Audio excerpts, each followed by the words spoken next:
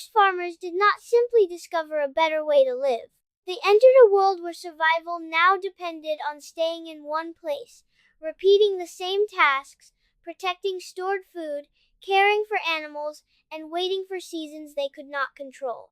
Human beings gained villages, but they may have surrendered a freedom their ancestors had carried for countless generations. So what did the first farmers actually do all day inside the world's first villages? The first farmers were probably not people who woke one morning and decided to abandon an older way of life. The change was slower, uneven, and difficult to see from inside a single lifetime. For many generations, communities could gather wild plants, hunt animals, fish, move with the seasons, and still begin to protect certain patches of useful grain. They may have returned to the same places more often. They may have scattered seeds near camps, cleared competing plants, or harvested the same stands year after year. None of these actions alone created farming. Together, repeated across time, they began to change both the landscape and the habits of the people living within it. This matters because the first villagers did not step from freedom into agriculture in one clear movement. They carried older skills with them. A person tending a small plot might still know where wild nuts ripened, where birds nested, where animals crossed a river, and which roots could be dug when stored food became scarce. Early cultivation was often mixed with hunting and gathering, not separated from it. A household could depend on several sources of food, each arriving at a different season and requiring a different kind of attention. The day was therefore not yet organized around fields alone. It was shaped by uncertainty, memory, and many small decisions about where effort would be most useful. Archaeological evidence supports this gradual picture, although it cannot reveal every gesture. Charred seeds, stone blades, grinding tools, animal bones, storage pits, and traces of buildings show that people were changing how they obtained and managed food. Yet these remains rarely tell us exactly when one person became what we would call a farmer. The label is modern and convenient. In reality, there was likely a long period when people lived between older mobility and newer attachment to place. Some groups stayed longer in one settlement but still left at certain times. Others built houses, stored grain, and continued to hunt widely. Plants themselves were also changing slowly under repeated human selection.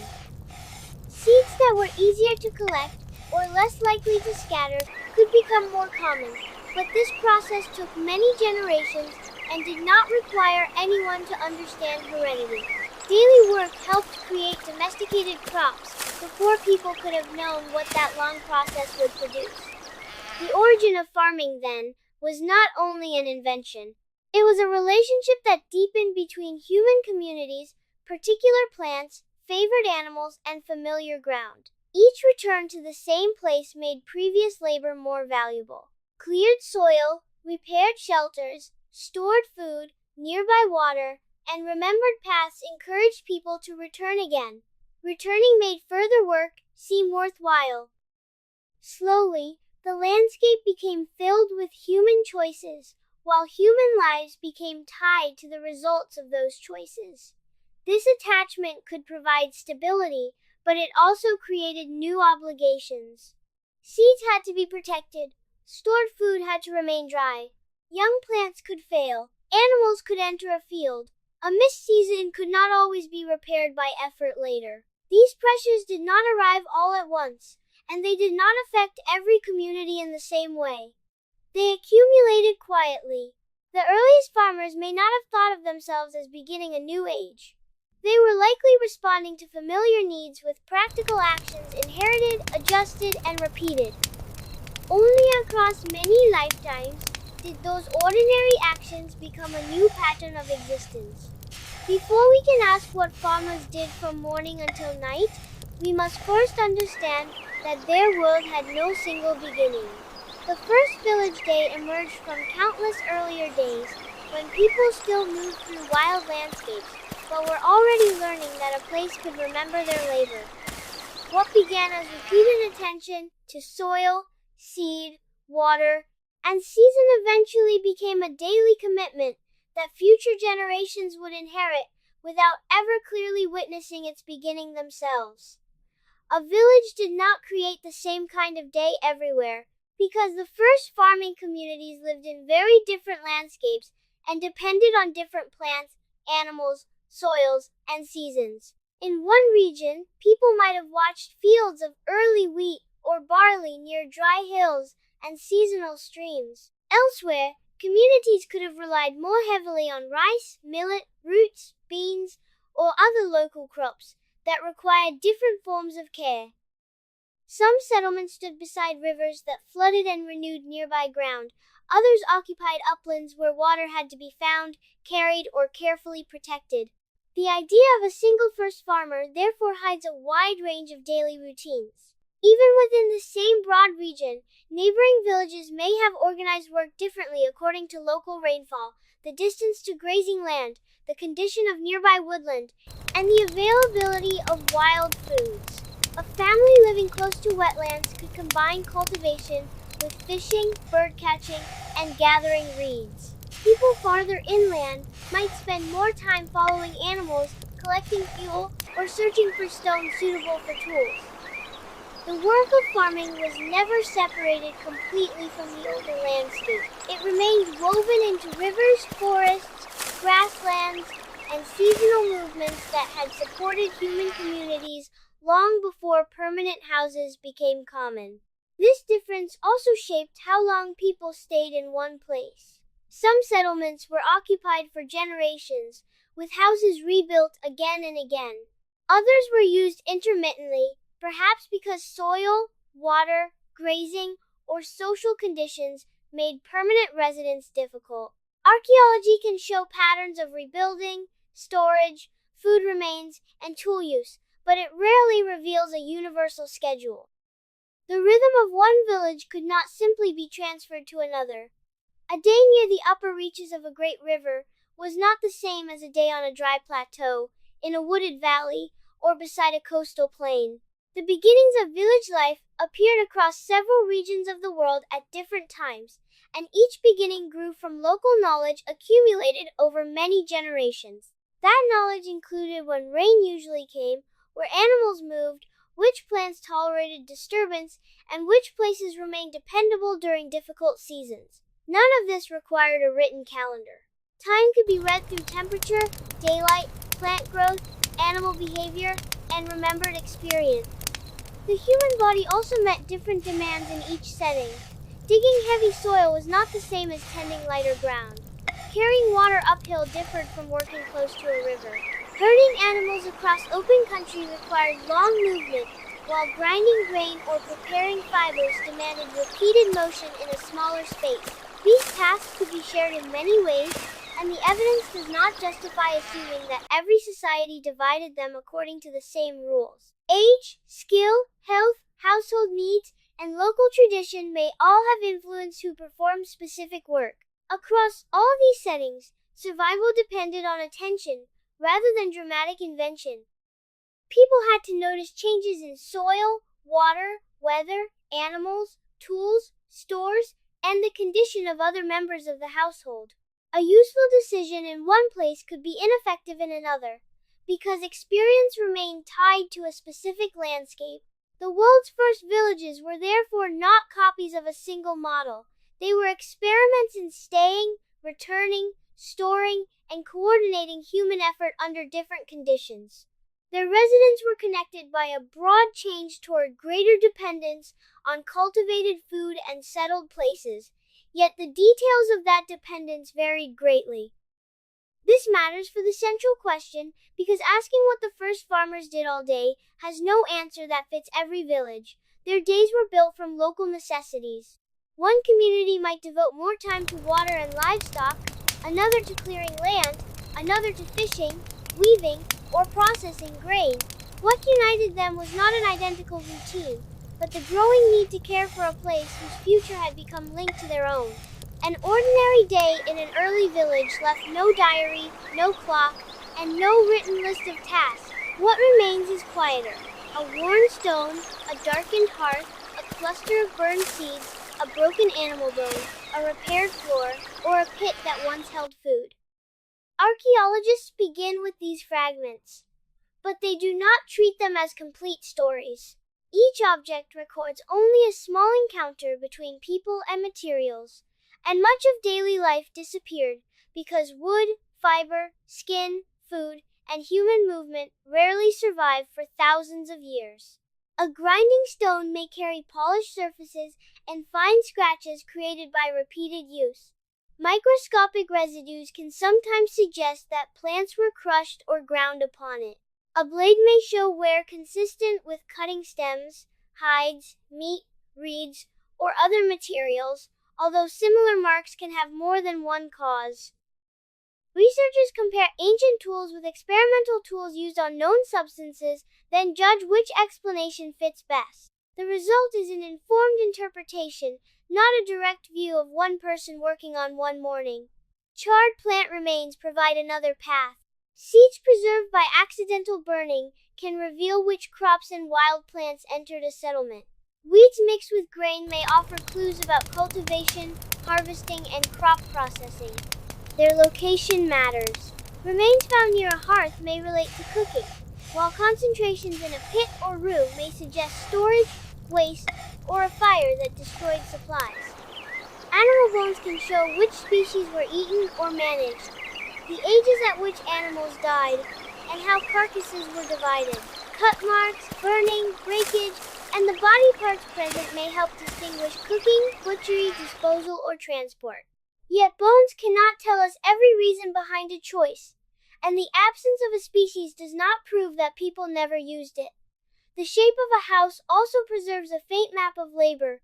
Hearths, platforms, storage spaces, doorways, roof access, courtyards, and repeated repairs show where activities could occur and how movement passed through a wedding.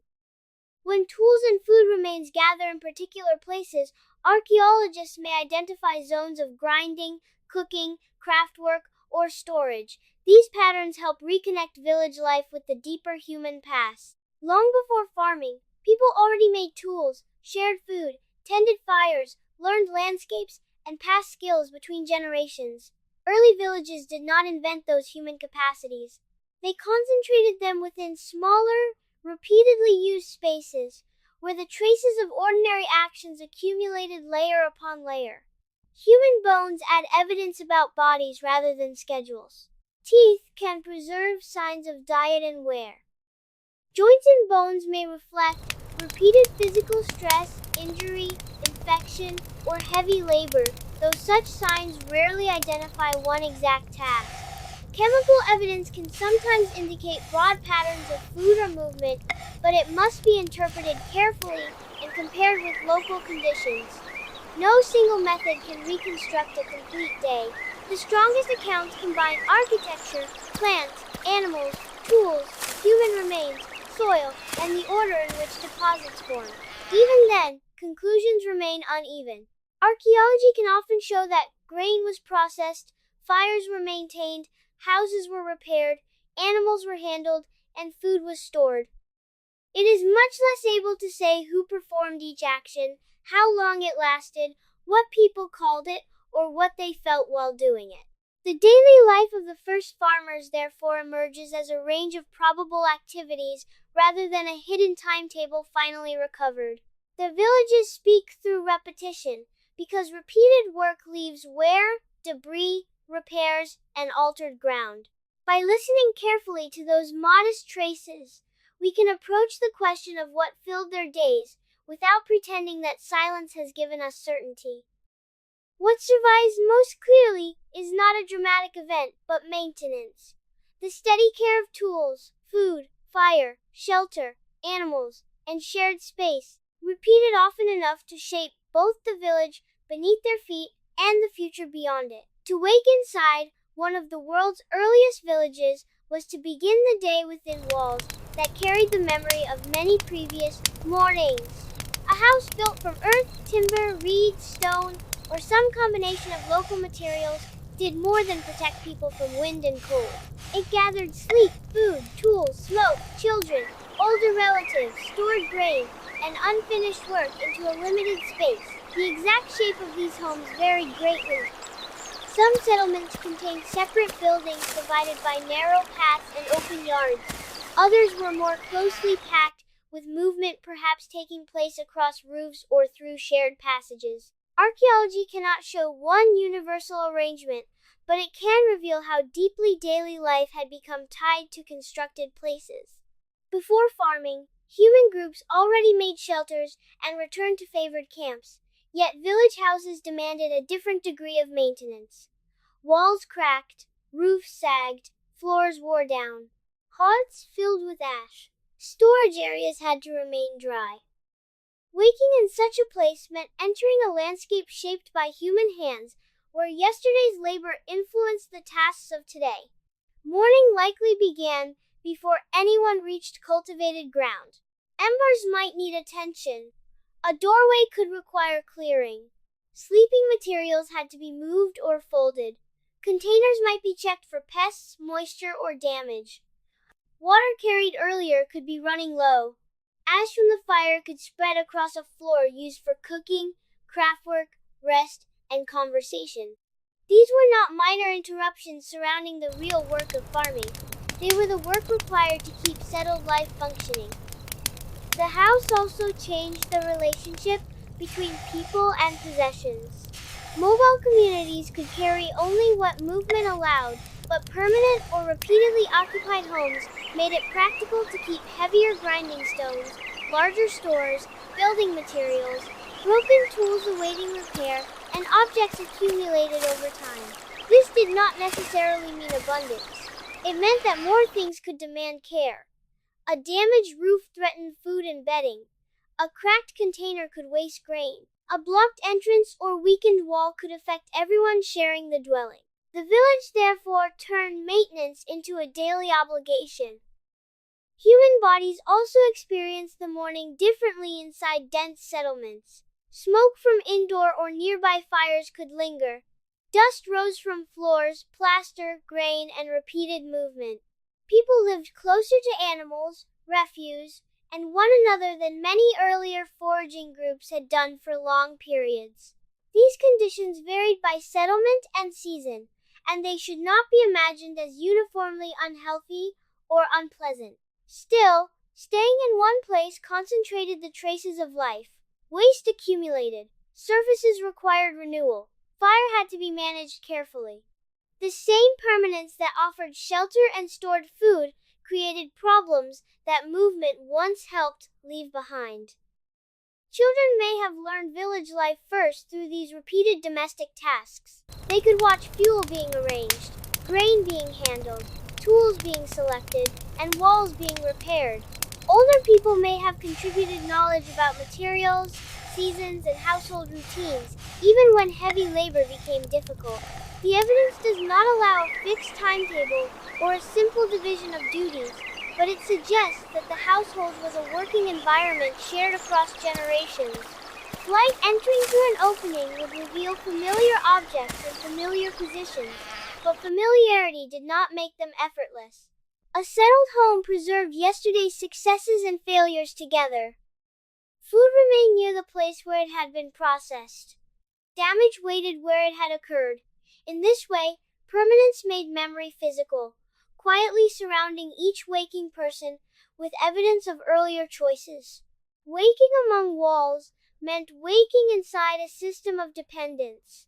The house protected the family, yet the family also had to protect the house. Every repaired surface, cleared hearth, checked container, and carried bundle helped preserve a place that had become increasingly difficult to abandon. Before the fields called people outward, the village had already given them a long morning full of work. Fire was one of the first things that demanded attention after waking, because a village household depended on heat, light, cooking, and the slow transformation of food. In some homes, embers may have survived beneath ash from the previous night. In others, a fire had to be started again with dry tinder, small branches, and carefully protected fuel. Archaeology can identify hearths, burned surfaces, ash, charcoal, and cooking residues, but it cannot tell us the exact sequence followed in every dwelling. What it does show is that fire was not a background feature. It was a daily responsibility. A weak flame could delay a meal. Too much smoke could fill the room. An unattended spark could damage a roof made from reeds, wood, or other dry materials. The people who lived there had to balance usefulness with danger, using knowledge learned through repeated practice. Once the fire was stable, stored food required attention. Grain, pulses, nuts, dried plants, or other supplies could not simply be left untouched until hunger arrived. Containers and storage pits had to be checked. Moisture could spoil food. Insects and rodents could enter. A cracked basket, jar, or plastered bin might need repair before more was lost. Some stores were probably kept inside houses, while others occupied separate rooms, pits, raised spaces, or shared facilities, depending on the village and period. These differences matter because storage shaped how people moved through the morning.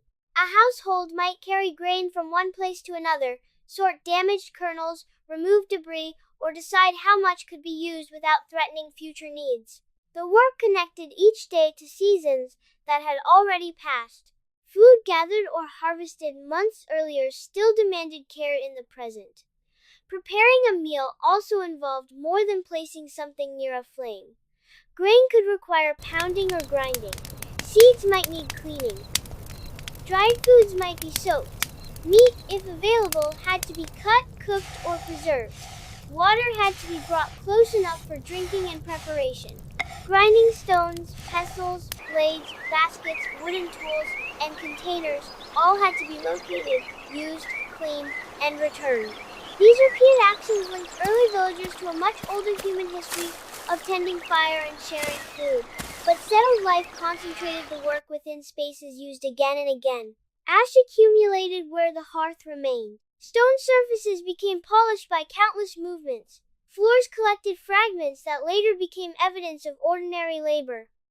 Smoke may have drifted upward through roof openings, doors, or gaps in walls, though ventilation differed greatly between buildings. It could darken surfaces and settle into clothing, hair, and stored materials. During cold or wet weather, people may have remained closer to the hearth for longer periods, increasing both its value and its discomfort. In warmer seasons, some cooking and processing could occur in courtyards or open areas. There was no single arrangement, only a recurring need to manage heat, air, fuel, and food, without modern separation between kitchen, workshop, and living room. The same place could support sleeping at night, cooking at dawn, craftwork later, and conversation throughout the day. This flexibility made the house useful, but it also meant that every activity affected the others. Smoke reached bedding. Grain dust settled near tools. Children moved close to hot surfaces. Stored food occupied space needed for work. By the time the first meal was ready, much of the village had already been active. Fire had been recovered, fuel measured, containers opened, food inspected, tools handled, and waste moved aside. None of these tasks appeared in later histories as a great invention, yet without them farming could not support permanent life. The field produced food only during part of the year. The household preserved that food through daily care. Before anyone began the visible labor of cultivation, the quieter labor of keeping flame, stores, and shelter in working order had already shaped the morning completely. By the time the village began to brighten, much of the day's first labor had already taken place. Fire had been tended, food had been checked, water had been measured, and tools had been gathered from the places where they had been left. Yet, leaving the house was not a simple step from rest into work. Before anyone moved toward fields, grazing areas, woodlands, riverbanks, or paths between settlements, the household had to prepare for hours of uncertainty beyond its walls. A digging stick might need a new point. A stone blade could require binding to a handle. A basket used for carrying seed or fuel had to be examined for weakness. Food for the day might be wrapped, packed, or divided. Someone had to decide which tasks were urgent and which could wait. These decisions were shaped by season, weather, plant growth, animal behavior, and the condition of the people available to work. The first farmers did not follow a mechanical schedule. Their mornings were organized around conditions that changed from one day to the next. Rain could soften ground or make movement difficult. Heat could move heavy labor toward cooler hours. A sick animal, a damaged roof, a leaking container, or a child needing care could alter the plan before anyone reached cultivated land. The village therefore demanded constant adjustment. Farming increased dependence on timing, but daily life remained flexible because no household could control every need that arose. Some people may have left early to tend crops, while others stayed behind to grind grain, repair walls, watch children, process fibers, prepare food, or care for animals near the settlement. Others could travel farther to collect wood, stone, reeds, clay, or wild foods.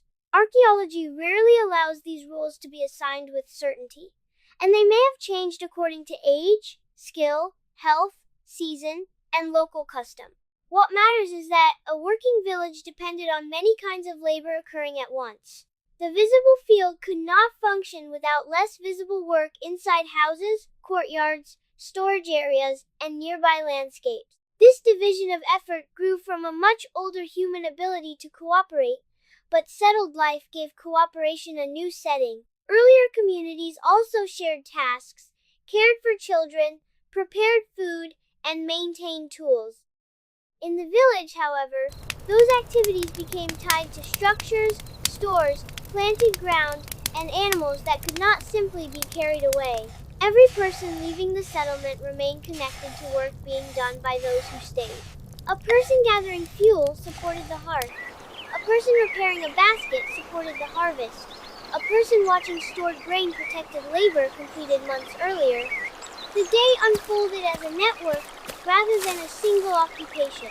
This is why the question of what the first farmers did all day cannot be answered by imagining them bent over crops from sunrise to darkness. Fields demanded intense attention at certain moments, but the village itself created a wider cycle of maintenance. People moved between indoor and outdoor spaces, between immediate hunger and future harvests, between the needs of the body and the needs of the settlement. Even walking out of the village carried preparation behind it. Tools reflected earlier repairs. Food reflected earlier storage. Paths reflected repeated journeys. Knowledge of soil, water, and season reflected generations of observation, reaching back toward the mobile lives of human ancestors.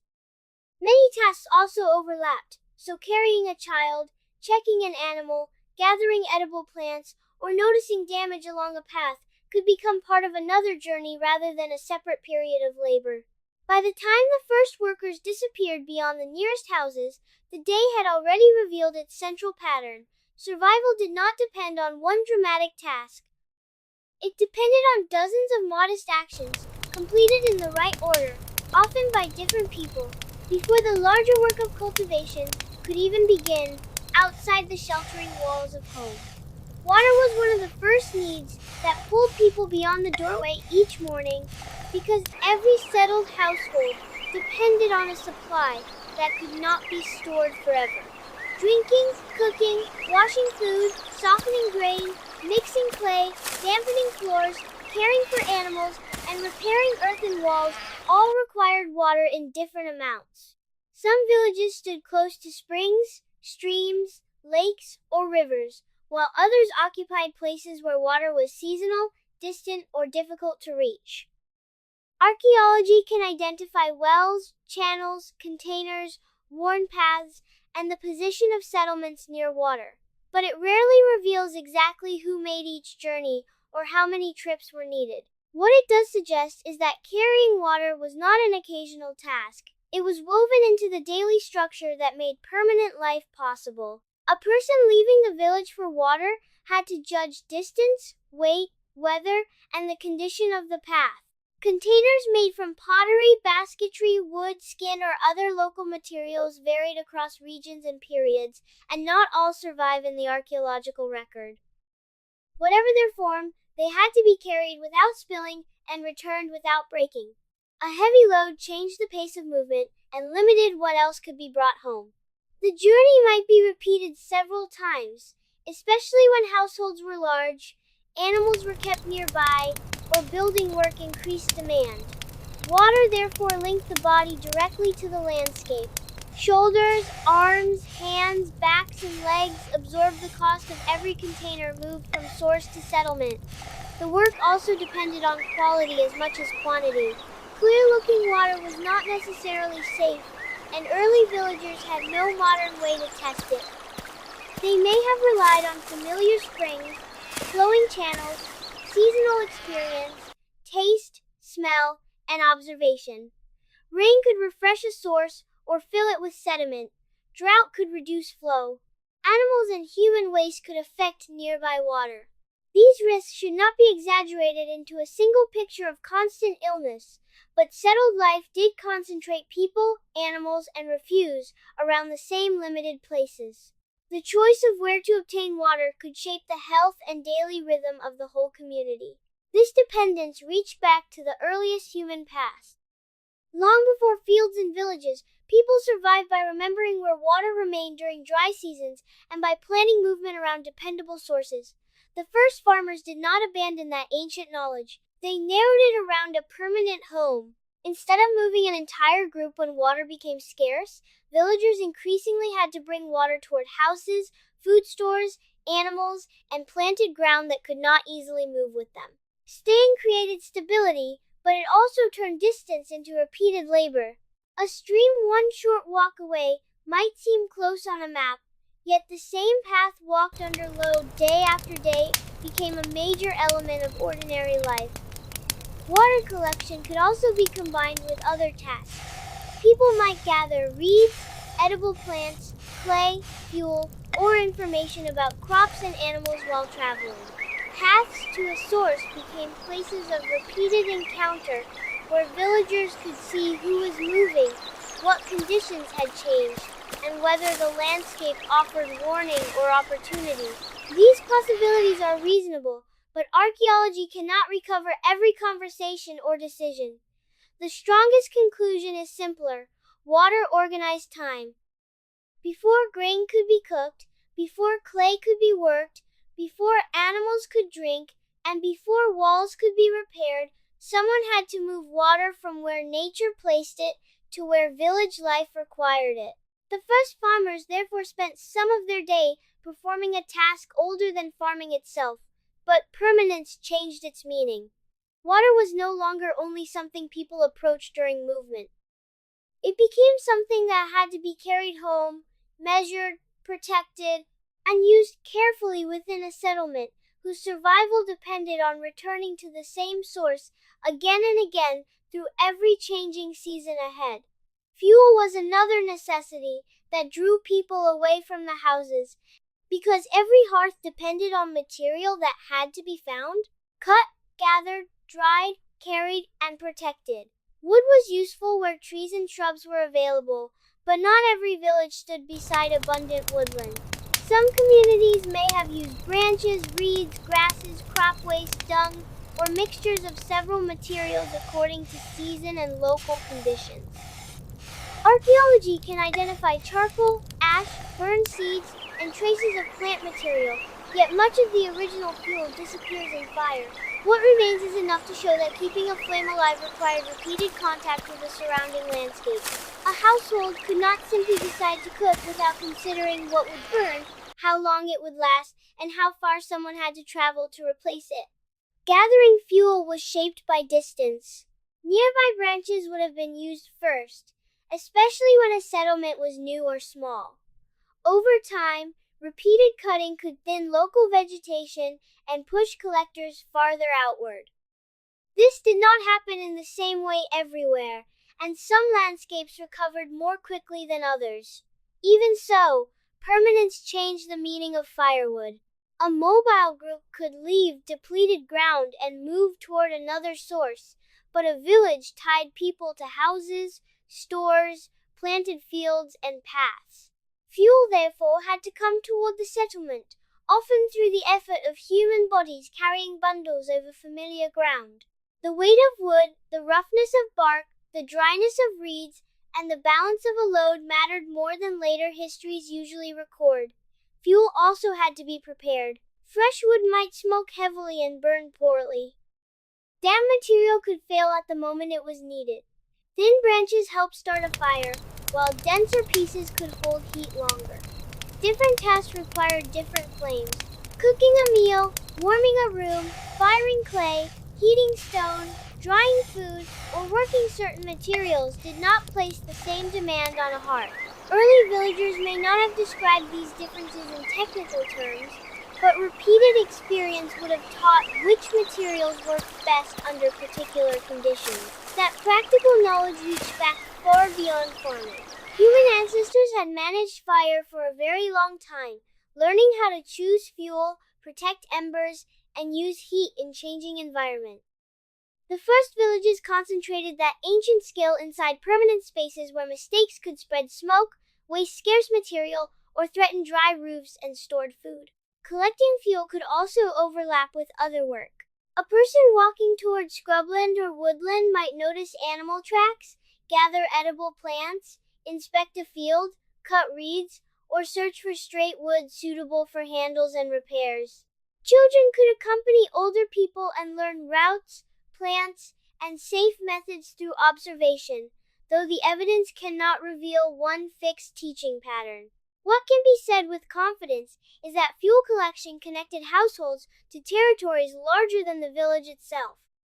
The hearth at the center of a home depended on distant branches, wetland reeds, harvested stalks, or animals whose dung could be dried and burned. By evening, the flame might appear quiet and domestic, yet its existence represented hours of movement, selection, transport, and storage. Fire did not begin with the spark. It began in the landscape, where someone recognized burnable material and carried it back. Much of that effort left almost no visible monument, but without it, grain could not be cooked, homes could not be warmed, tools could not be maintained, and many other forms of village labor would have stopped. The daily search for fuel therefore reveals a hidden cost of settlement. Every cooked bowl and warm sleeping place depended on land beyond the walls, on knowledge preserved across generations, and on the strength to bring scattered energy home. The first farmers were not only cultivating plants, they were continuously feeding the controlled fires that made cultivated food usable. Much of the work that sustained an early village left almost nothing behind.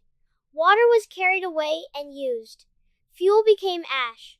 Baskets decayed, wooden handles rotted, and footprints disappeared beneath later floors.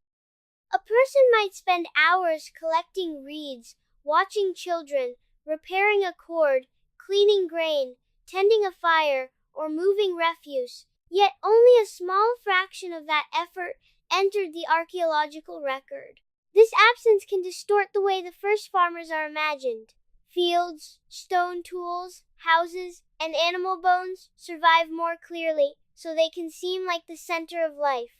In reality, survival depended just as heavily on repeated actions made from materials that vanished.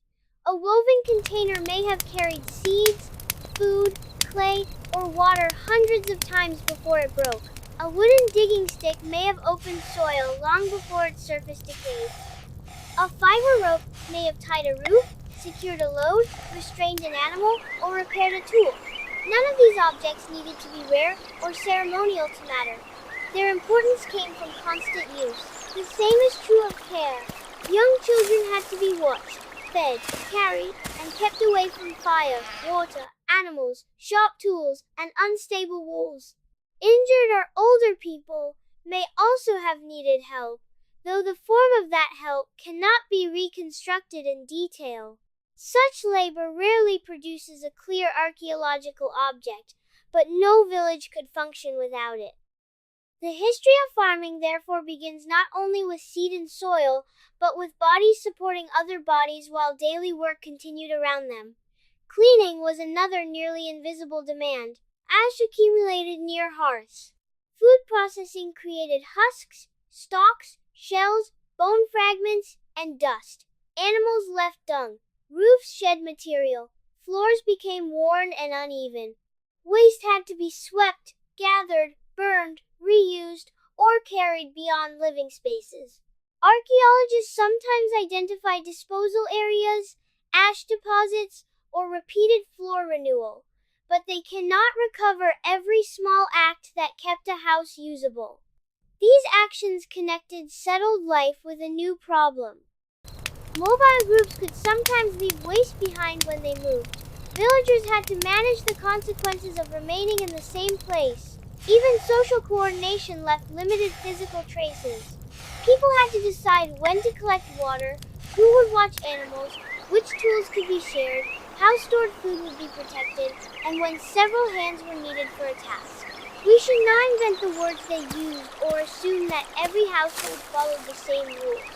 Still, cooperation was necessary because many forms of work overlap. Someone grinding grain could not easily carry water at the same moment.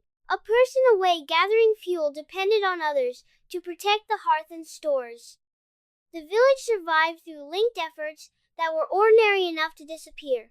This hidden labor reaches back toward the beginning of human life, because long before farming, people already depended on cooperation, caregiving, tool repair, shared knowledge, and attention to children. Farming did not create these behaviors. It placed them within a denser and more permanent setting, where neglect accumulated quickly. A missed repair could become a damaged wall. Uncollected waste could affect living space. A broken container could threaten stored food. By the middle of the day, many villagers may have completed tasks that left no durable trace at all. Their work vanished into clean floors, functioning tools, protected children, usable water, and fires that continued to burn. The quiet success of a household was often measured by problems that did not happen. Food was not spoiled, a roof did not collapse, a child was not injured, and the evening fire did not fail. Because prevention leaves little debris, the most necessary labor can appear absent. Its results were not monuments, but quiet continuity from one day into the next. What archaeology sees only faintly may have occupied much of what the first farmers actually did all day. Preparing ground for early cultivation was rarely a simple act of turning empty soil into a field. The land already held grasses, shrubs, roots, stones, insects, animal paths in the memory of earlier seasons. People had to work with what was present, using tools made from materials close at hand. Archaeological evidence suggests that digging sticks, stone blades, axes, adzes, wooden handles, and sometimes bone or antler implements could all have played a role, but their use differed between regions. A light soil might be opened with a pointed stick, while heavier ground could demand repeated chopping, scraping, levering, and clearing. None of these actions resembled modern plowing. They depended on human strength, careful timing, and knowledge of when the earth was soft enough to work. Before seeds could be placed, unwanted plants might need to be cut back or pulled. Small trees and shrubs could be removed gradually, perhaps by cutting, burning, or repeated disturbance, although the balance between these methods varied widely. Fire may have helped clear vegetation in some places, but it was not a universal solution, and uncontrolled burning could damage useful plants, shelters, stored food, or nearby woodlands. Stones had to be moved. Roots could resist even sharp tools. Broken handles required repair. A task that appears simple from a distance could become hours of bending, striking, lifting, and carrying. The field began as a negotiation between the human body and resistant ground. This labor grew from abilities far older than farming. Human ancestors had long cut wood, dug roots, shaped stone, and changed small areas of landscape around camps. Early cultivators did not suddenly invent the strength or intelligence needed to prepare soil. They redirected ancient skills toward places that had to produce again in future seasons. That change made previous effort more valuable. Once vegetation was cleared and soil opened, abandoning the plot meant losing work already invested. Returning to the same ground could therefore become easier than beginning elsewhere, even when the soil slowly became less productive. Preparation also depended on the size of the cultivated area. A household tending a small patch near the village faced a different burden from a community working several separated plots. Some ground may have been close enough for frequent attention, while other areas required longer walks and made tool transport more difficult. The evidence does not reveal one standard division of labor. Stronger adults may have handled heavy cutting or digging in some communities, while others contributed by gathering branches, removing stones, carrying tools, watching children, or preparing food. Age, skill, health, and local custom probably mattered, but fixed roles should not be assumed. The work may also have been spread across days, rather than completed in one continuous effort. Weather could interrupt it, dry soil might become too hard. Heavy rain could make the ground sticky or unstable. The timing of preparation therefore linked daily labor to a season larger than any household. People watched clouds, moisture, plant growth, and the behavior of familiar landscapes, drawing on knowledge passed through generations without written instructions. By late morning, a worker might have cleared only a narrow strip, yet that strip represented many connected actions. Selecting a place, reaching it, carrying tools, cutting plants, lifting stones, breaking soil, repairing equipment, and deciding when enough had been done. Farming did not begin with the seed alone. It began with repeated bodily effort applied to land that did not naturally arrange itself for human use. The first farmers spent many of their days persuading the ground to hold a future harvest, knowing from experience that no amount of effort could guarantee what the season would finally return. Every cleared patch also altered nearby life, changing shade, moisture, and access for animals. These consequences were not fully controllable, but they became lessons villagers carried forward, shaping where they worked again and where they chose to stop in later seasons. Once the ground had been opened, the work did not become easier. Seeds had to be selected, carried, placed, covered, and protected, often under conditions that gave no guarantee of success. Early farmers could not rely on modern measurements, forecasts, or machines. They worked through experience, memory, and close attention to the land. Some seeds may have been scattered across prepared soil, while others were placed more carefully into small openings. The method depended on the crop, the local ground, the available tools, and traditions passed between generations. Archaeology can reveal cultivated plants, harvesting tools, and traces of disturbed soil, but it cannot recover one universal technique. What matters is that sowing was only the beginning of a long period of waiting, shaped by repeated human intervention. After seeds entered the ground, competing plants continued to grow. Weeds took water, light, and space. Some may have been pulled by hand, cut with blades, or disturbed with simple tools. Others could have been tolerated because they were useful as food, fodder, fuel, or medicine. The line between crop and weed was not always as clear as it is in modern farming. Early cultivators were learning which plants helped, which harmed, and which could remain without threatening the harvest. This knowledge developed slowly through seasons of observation rather than written instruction. A decision made in one year could be remembered, repeated, or abandoned in the next. The origin of farming therefore rested on a very ancient human ability, noticing small differences and preserving useful knowledge across generations. Long before villages, people had learned where plants grew, when they ripened, and how landscapes changed after fire, rain, or disturbance.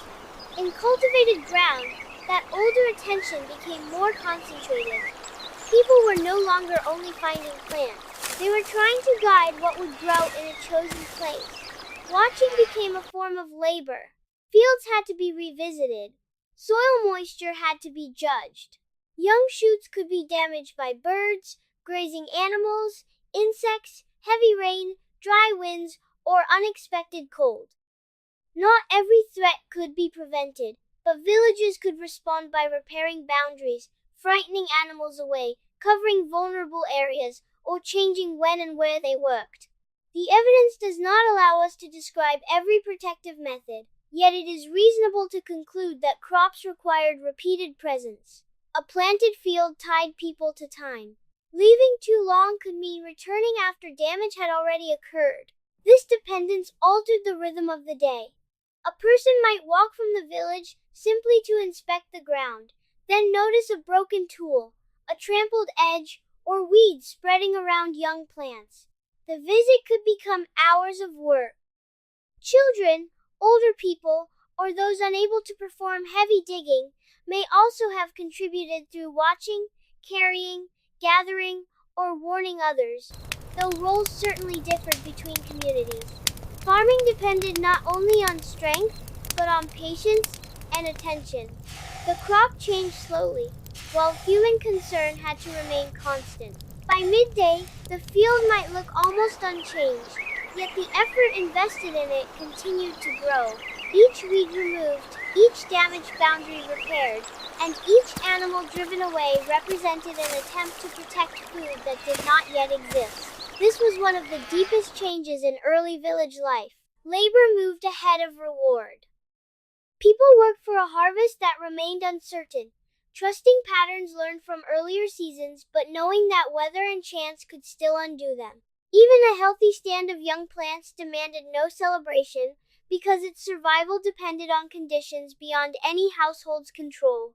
The quiet routine of inspection joined village, body, season, and ancestral knowledge into a single repeated obligation that shaped survival.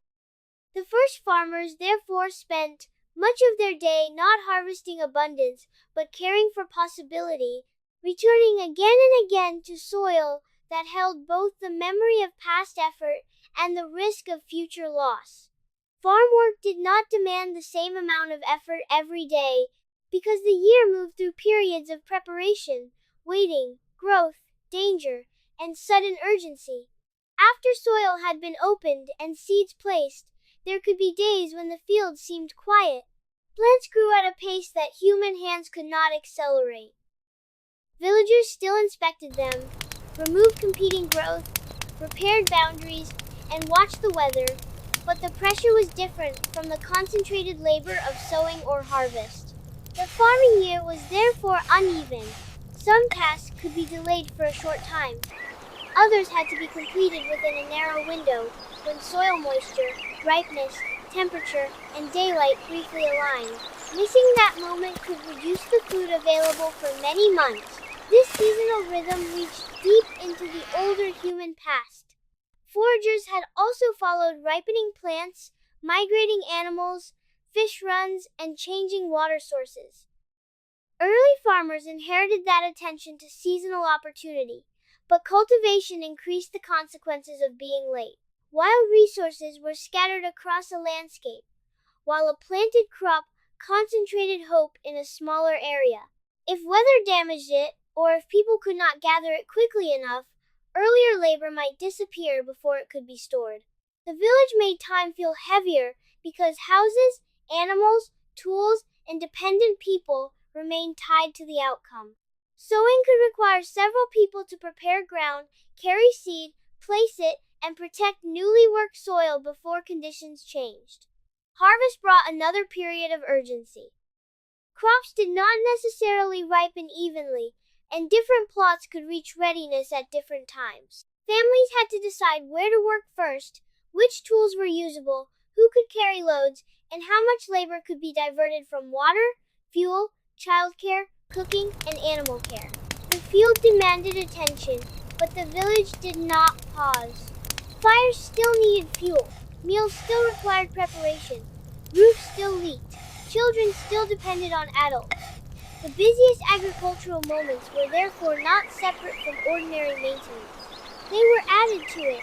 Cooperation may have become especially important during these periods, although the exact organization varied. Several households could help one another, relatives might gather temporarily, or work could remain centered within smaller domestic groups. Archaeology rarely reveals the full arrangement, yet the scale of some tasks suggests that timing and coordination mattered. A crop ready for cutting could not always wait for every household problem to be solved. People may have worked longer during cooler morning and evening hours, rested during intense heat, or adjusted activity around rain and wind. Such patterns are plausible, but they should not be treated as identical across all early villages. Climate, crop, terrain, and custom shaped the pace. Between these demanding periods, other forms of labor filled the apparent quiet. Tools were repaired, storage places prepared, baskets made, walls renewed, animals moved, wild foods gathered, and fields observed. There was no empty season, only a shift in what required attention. The first farmers did not spend every day performing the same motions. Their lives alternated between patience and pressure, between waiting for growth and rushing before opportunity passed. This unevenness helps answer what they actually did all day. Much of the year was devoted to maintenance, preparation, and vigilance, while a few critical weeks could gather enormous effort into a short span. Farming offered the possibility of stored food, but it also placed human survival inside a calendar that no person controlled. The urgency did not come from a clock, but from grain hardening, clouds gathering, soil drying, or birds arriving in greater numbers. These signs transformed ordinary observation into immediate action. In those moments, the entire village could feel the season narrowing around it as accumulated work approached either preservation or loss through weather, delay, exhaustion, and unavoidable chance. Each generation learned that some days could be recovered after interruption, while others, once lost, could not be brought back. Harvest began when observation turned into decision. Grain or other crops had to be judged ready enough to gather, but not so late that wind, rain, birds, insects, or falling seeds reduced what remained. Early farmers could not measure ripeness with modern instruments. They relied on color, dryness, texture, weather, and experience carried across seasons. Different crops demanded different methods, and even fields planted at the same time might not mature evenly. Some plants may have been cut near the base with stone blades set into wooden handles. Others could have been gathered higher on the stalk, pulled by hand, or collected in smaller groups. Archaeological wear on blades and surviving plant remains can suggest harvesting practices, but no single method should be imagined for every village. Whatever the technique, the work required speed, concentration, and repeated movement. A worker bent, reached, cut, gathered, straightened, and moved forward again. The motions were simple only when described from a distance. Repeated across hours, they placed strain on hands, shoulders, backs, knees, and feet. Tools dulled or loosened. Bindings failed. Sharp stone edges could break. Someone had to carry replacements or repair damaged equipment while the crop continued to wait under changing weather. Harvesting therefore joined the field to the household workshop. The success of the day depended partly on work completed before anyone entered the crop. Cutting was only the first step. Stalks, seed heads, pods, roots, or gathered bundles had to be collected into manageable loads. Some material may have been tied, stacked, placed in baskets, or carried on mats, wooden frames, or the human body. Many containers were made from perishable materials and have disappeared, leaving only indirect traces. The distance to the village mattered greatly. A nearby plot allowed smaller, repeated journeys. A distant field made each load more valuable and each return more tiring. People had to choose whether to carry the whole plant, remove some unwanted material in the field, or transport only the portion most useful for food, fodder, fuel, roofing, or craftwork. These choices affected what entered the settlement and what remained on the ground. Harvest also depended on cooperation without requiring that every person perform the same task. Some could cut while others gathered. Stronger carriers might move heavier bundles. Children or older villagers may have helped collect fallen heads, guard piles, carry small loads, bring water, or watch for animals, though such roles likely varied widely. No surviving evidence gives a complete schedule.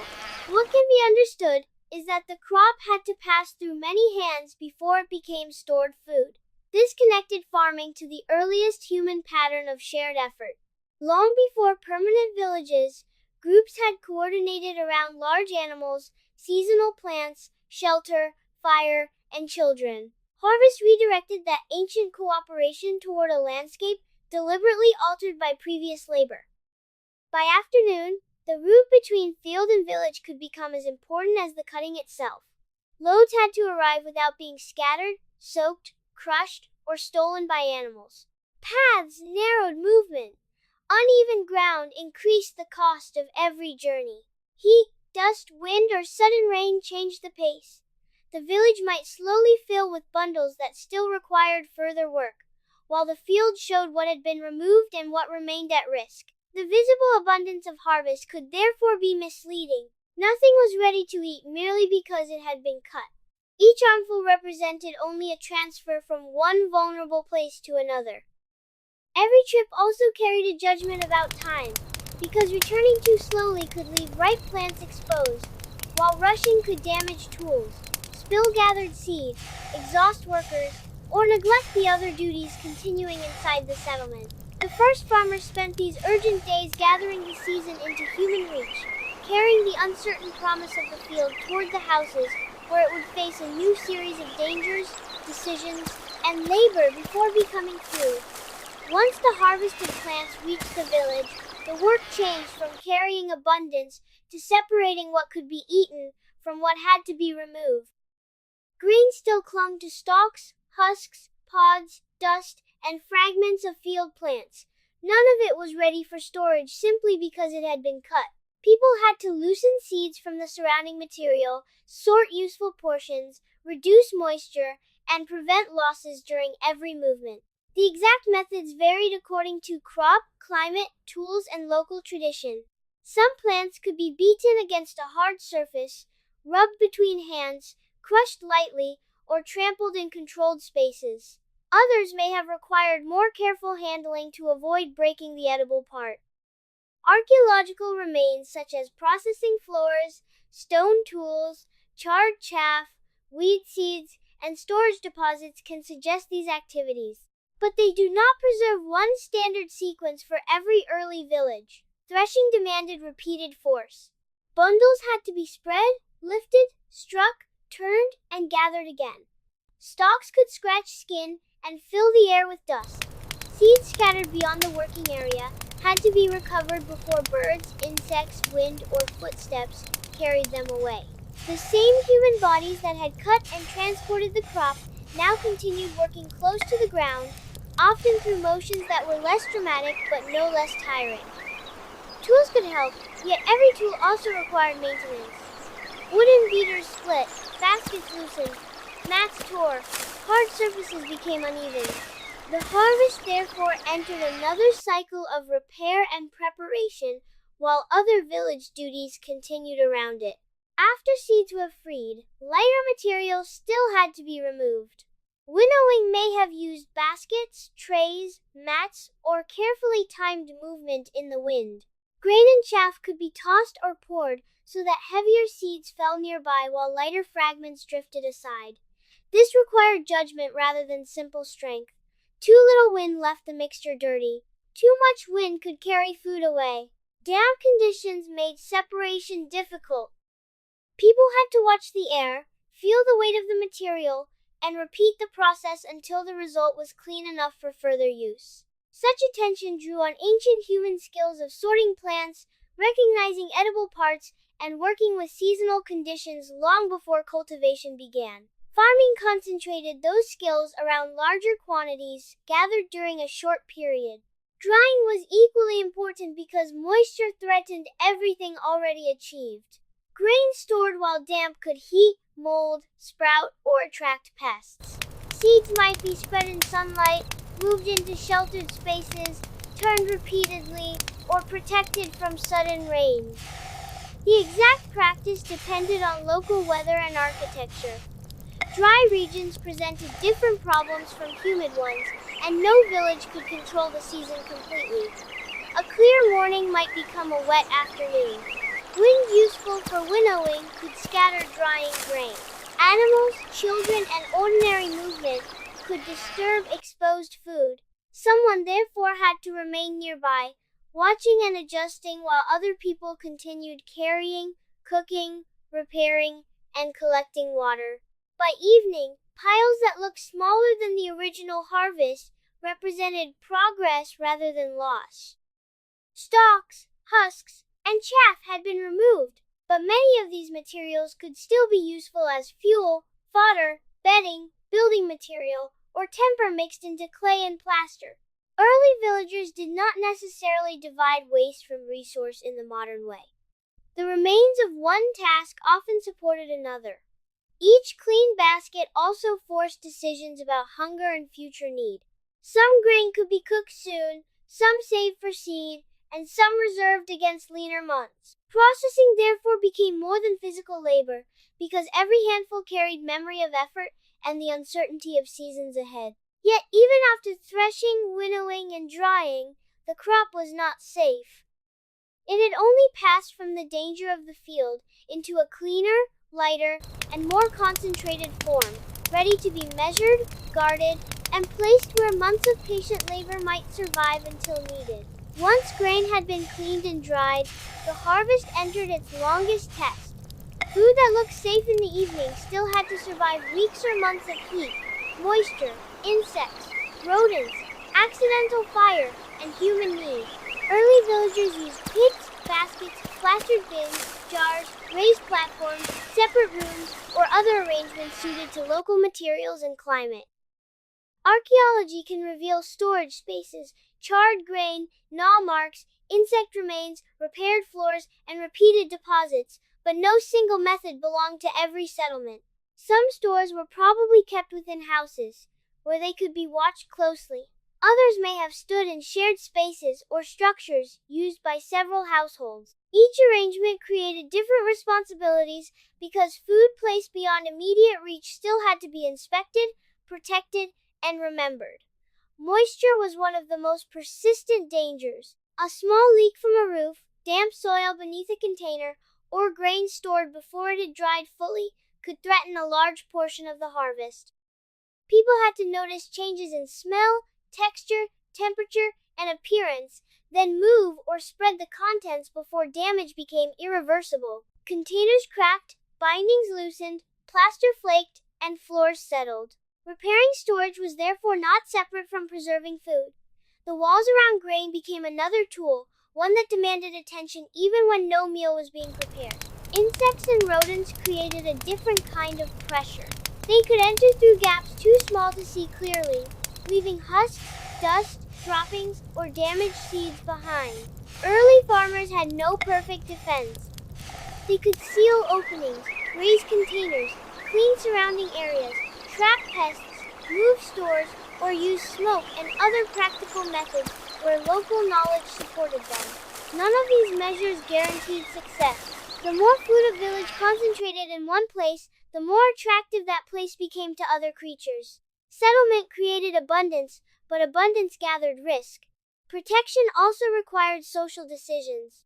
Grain used for immediate meals reduced what remained for later scarcity. Grain saved for seed could not be eaten without affecting the next cycle of cultivation.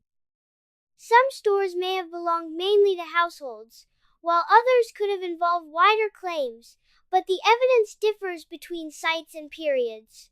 What can be said is that stored food carried both survival and obligation. It represented labor already spent, future meals not yet eaten, and the possibility of planting again. Every container therefore connected the present household to seasons behind and ahead. This long dependence reached back to older human behavior. Foragers also dried, cached, and protected food when conditions allowed.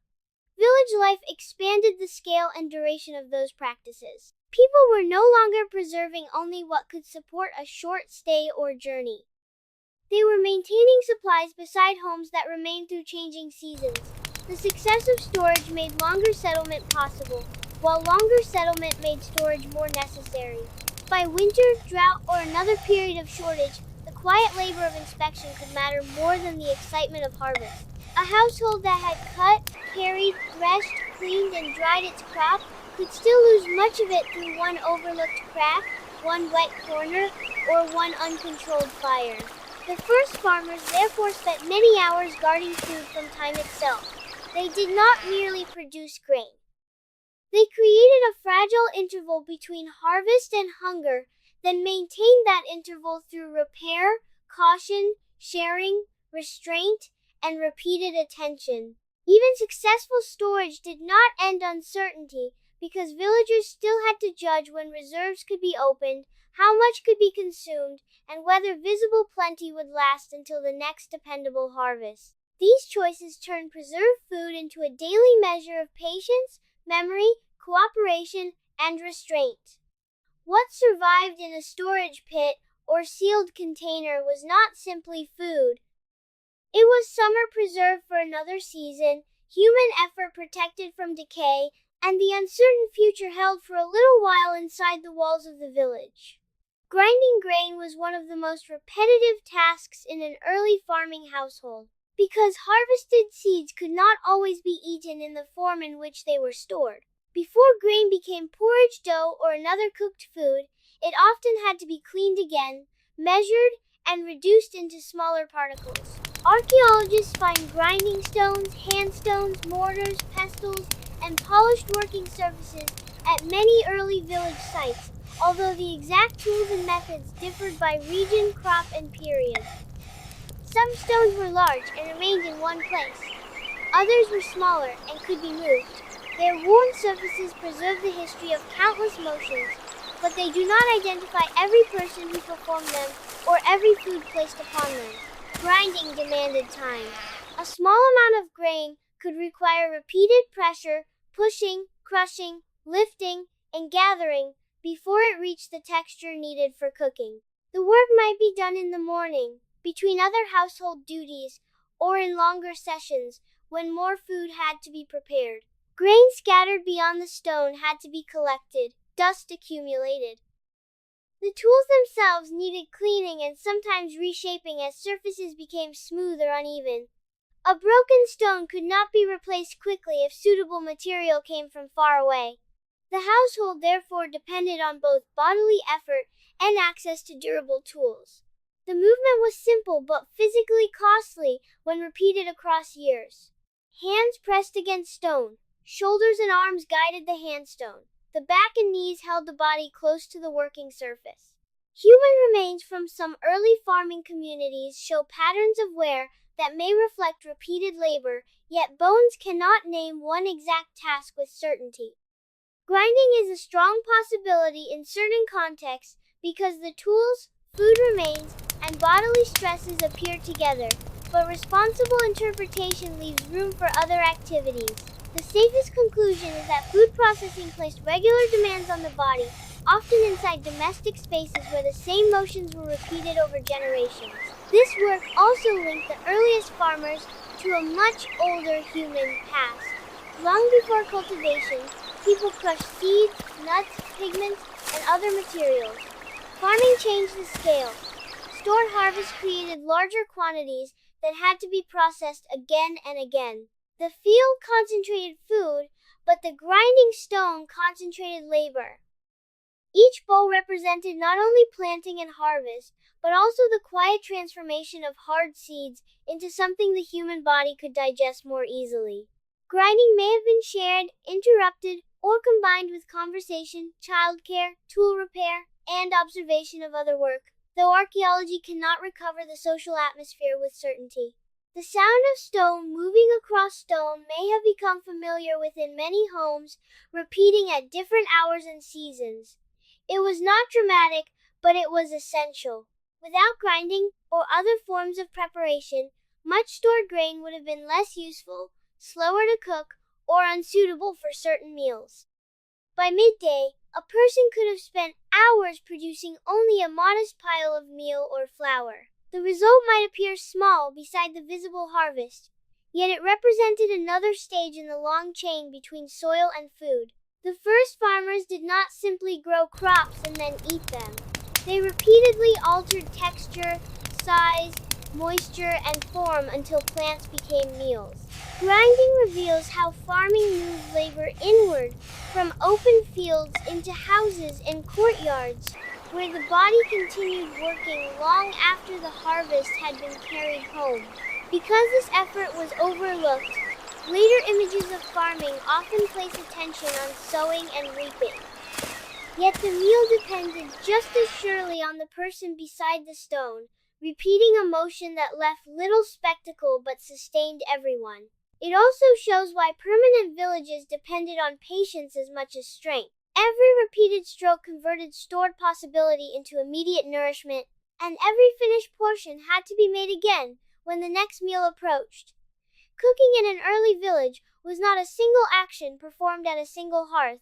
It was a sequence of decisions about fuel, water, containers, ingredients, heat, timing, and the needs of the people who would eat.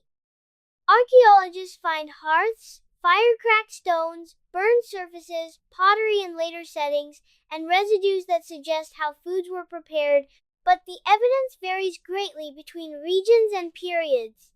Some communities cooked in ceramic vessels. Others lived before pottery became common and may have used baskets, skins, wooden containers, pits, hot stones, or direct roasting. No one method explains every village.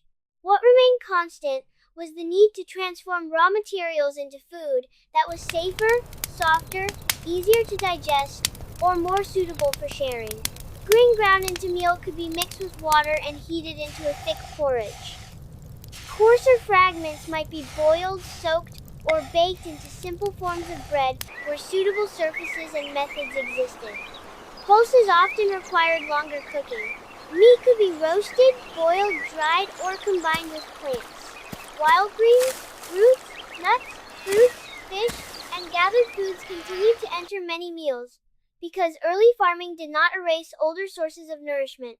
The exact balance changed with climate, season, harvest success, local ecology, and household choice.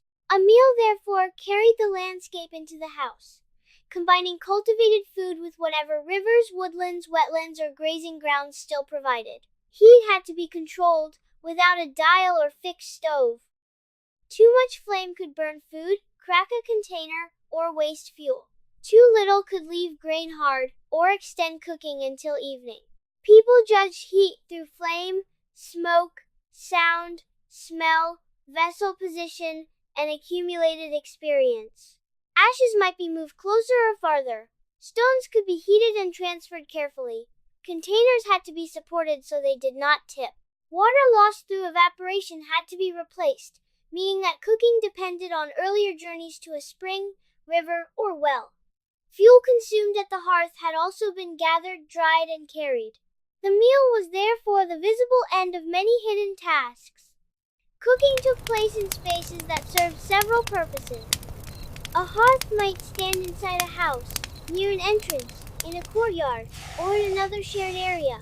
Smoke could fill enclosed rooms, darken walls, settle on tools, and affect breathing, although ventilation and building design differed widely.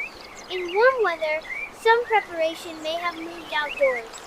In colder or wetter conditions, people may have stayed closer to indoor heat. Children, animals, stored food, bedding, tools, and open flame could occupy nearby space, requiring constant attention. The kitchen was not separate from life.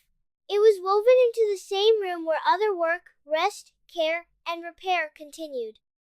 This daily transformation of food connected the first farmers with a human history far older than agriculture.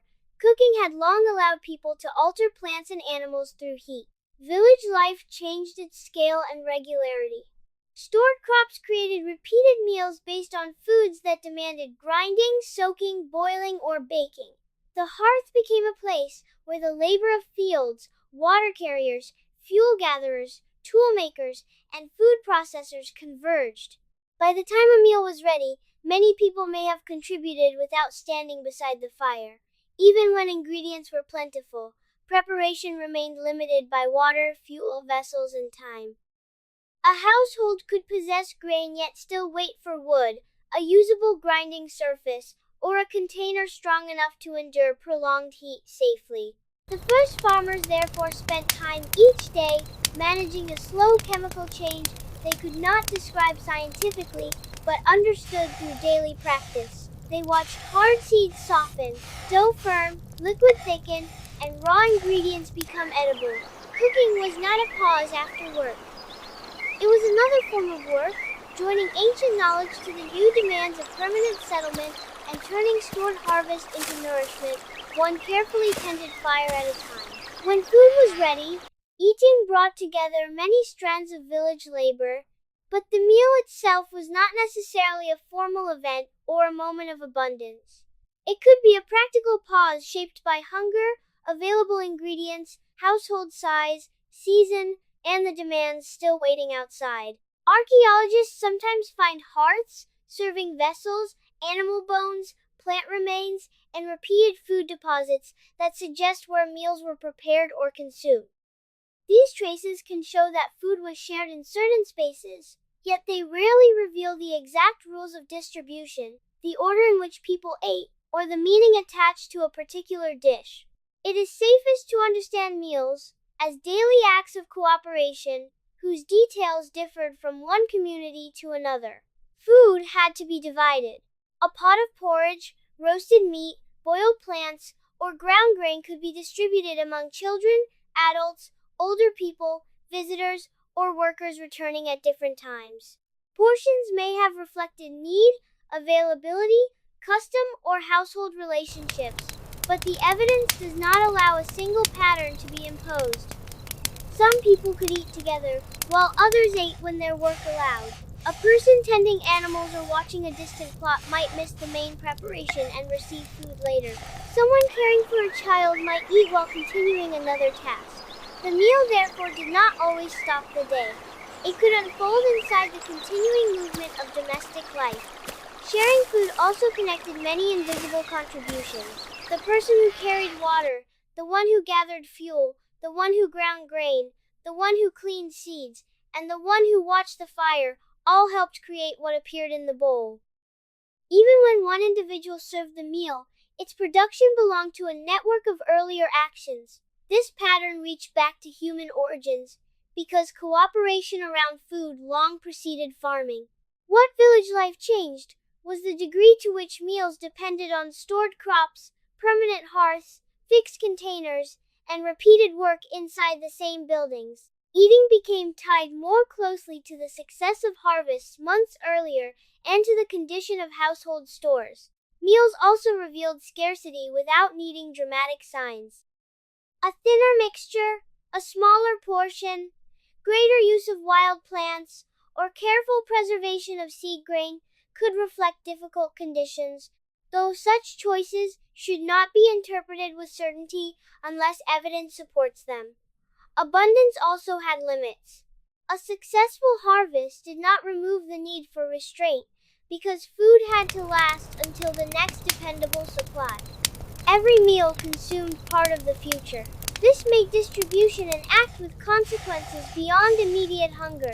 The remains of meals sometimes entered floors, hearths, rubbish pits, or animal feeding areas.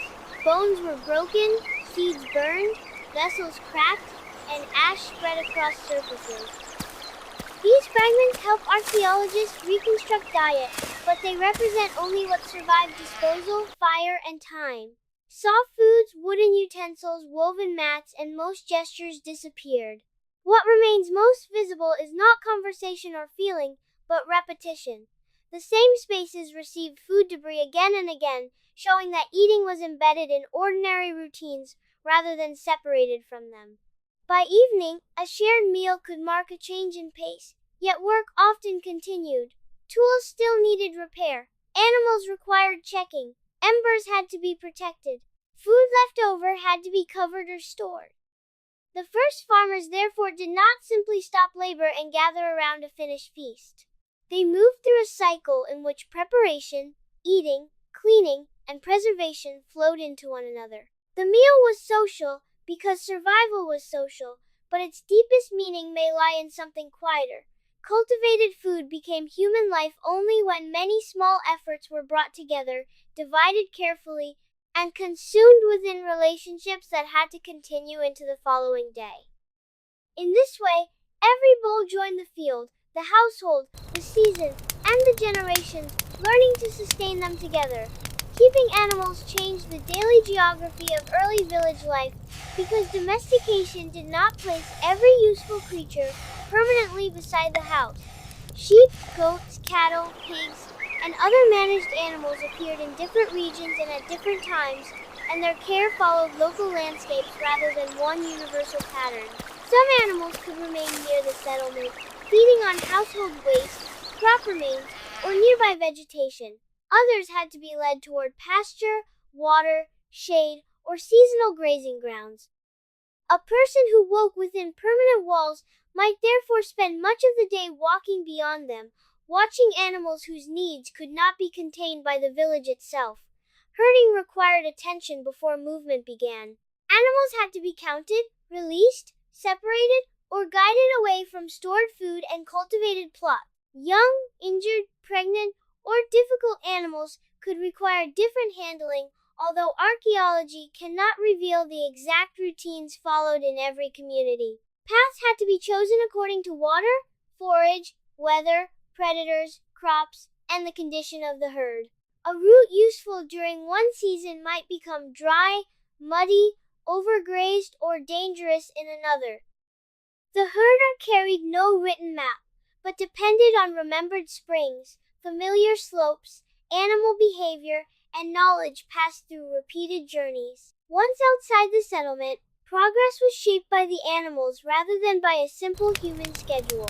Grazing required time. A herd moved, paused, scattered, and regrouped. Some animals climbed, browsed shrubs, or searched wisely, while others remained closer together. The person watching them had to notice straying, injury, thirst, conflict, and the approach of weather. This was labor performed through walking, waiting, listening, and repeated small interventions. It could appear inactive from a distance, yet inattention might allow animals to enter fields, become lost, damage themselves, or fail to find enough food.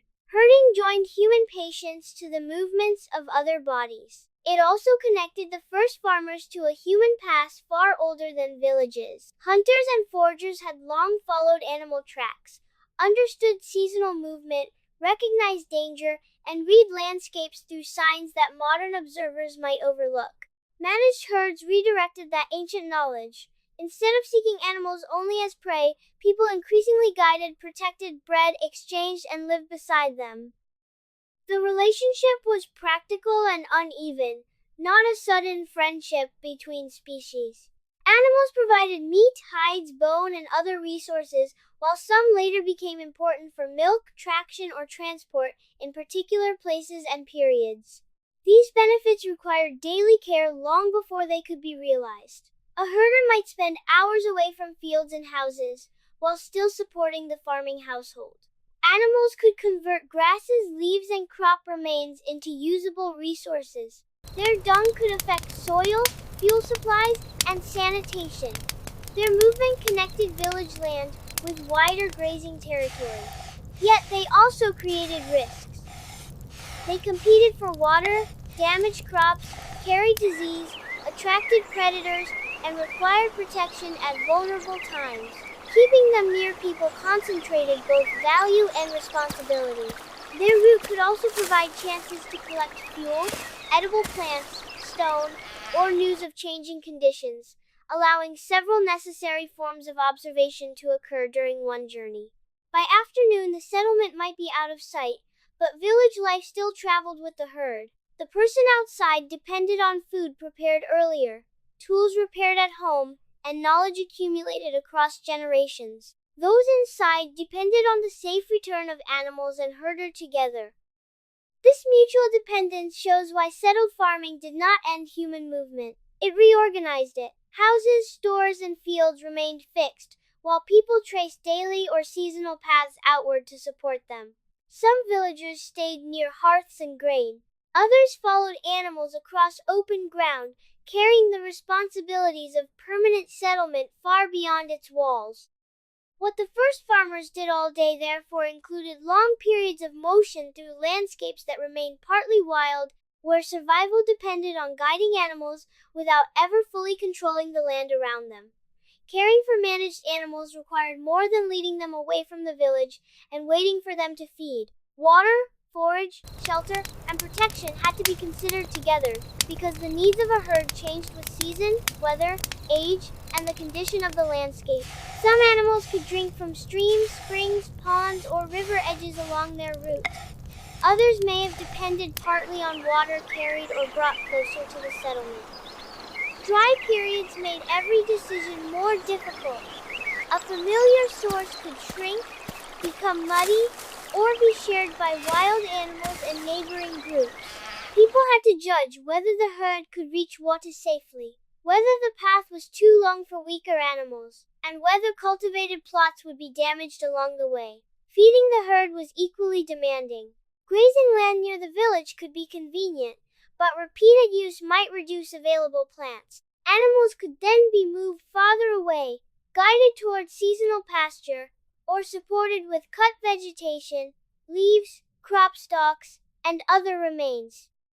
Archaeological evidence can sometimes reveal foddering through plant traces, animal teeth, dung deposits, and stable isotope patterns, but these methods do not reconstruct a complete daily routine.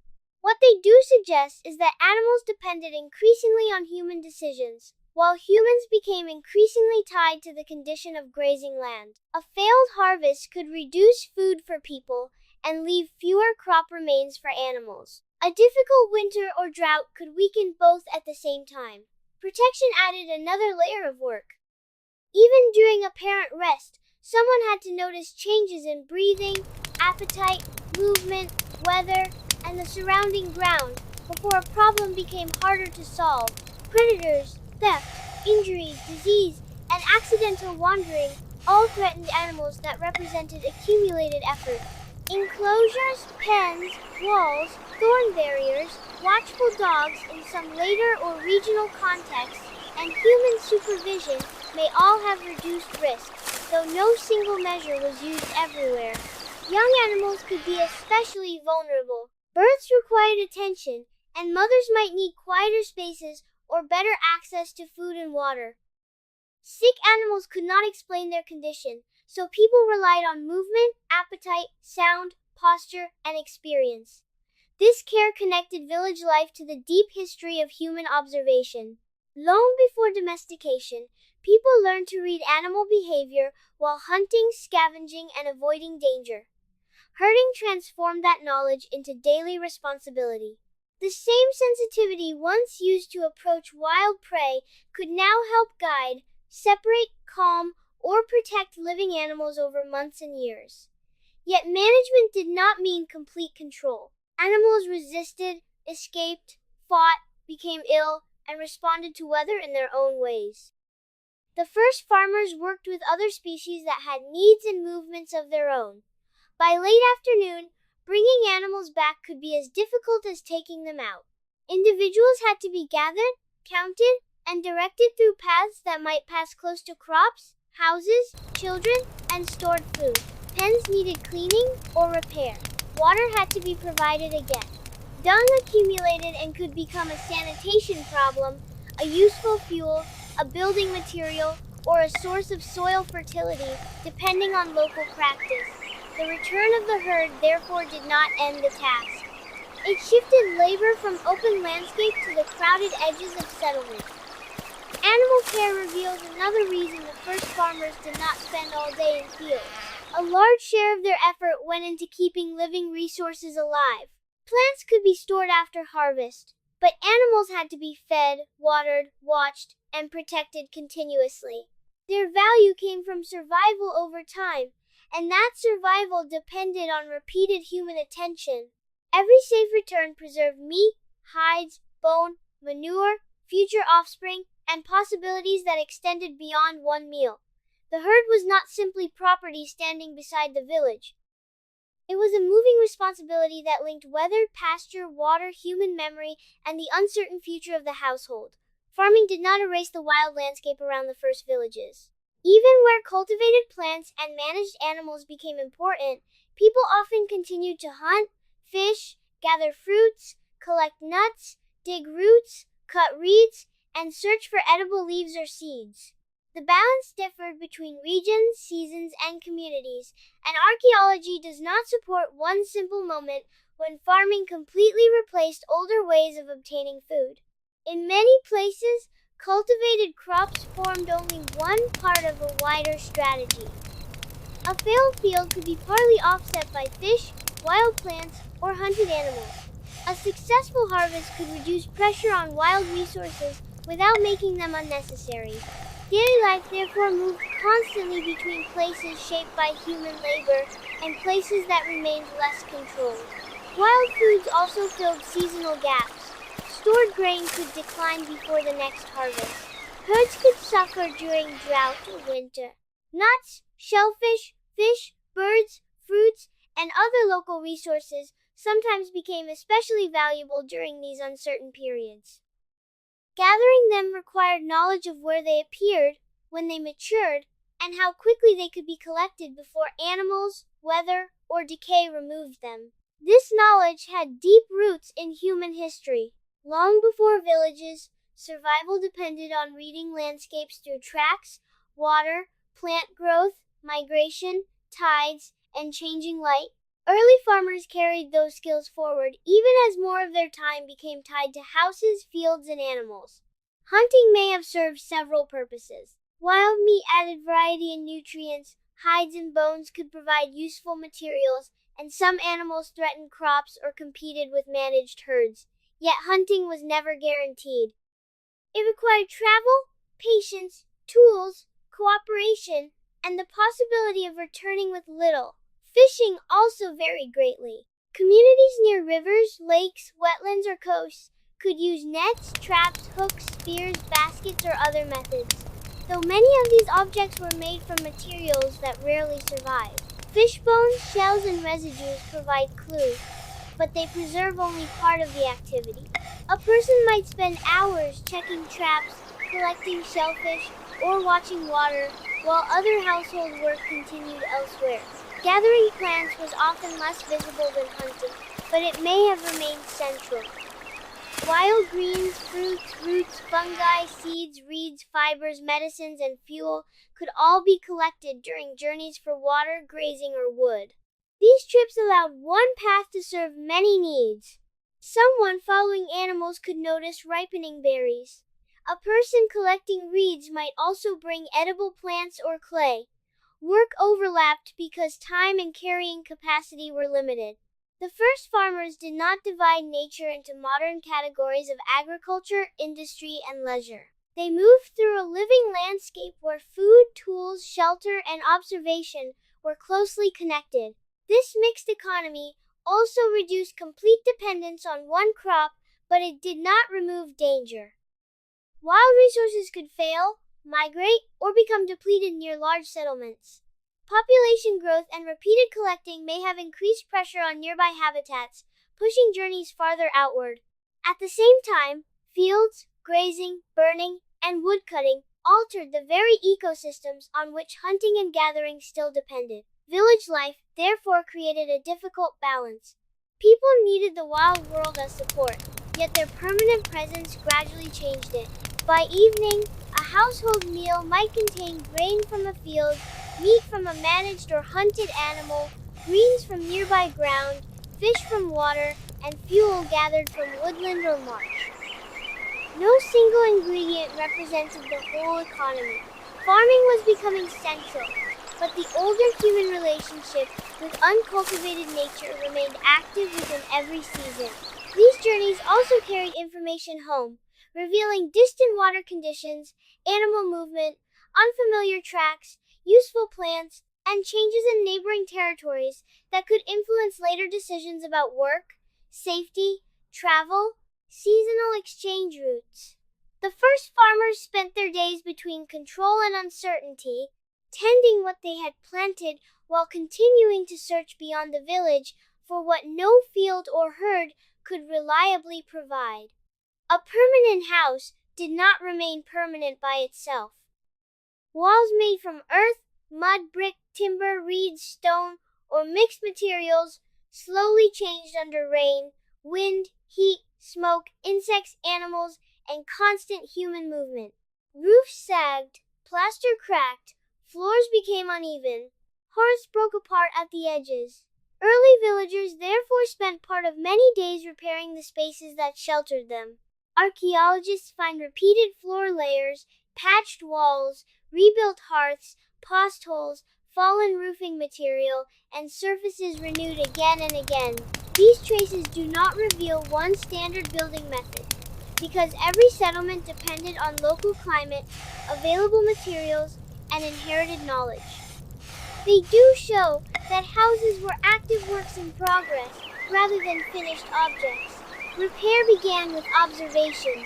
A small crack might be ignored for a while, but a widening gap could admit water, wind, insects, or rodents. A leaking roof threatened bedding, tools, food, and stored seed.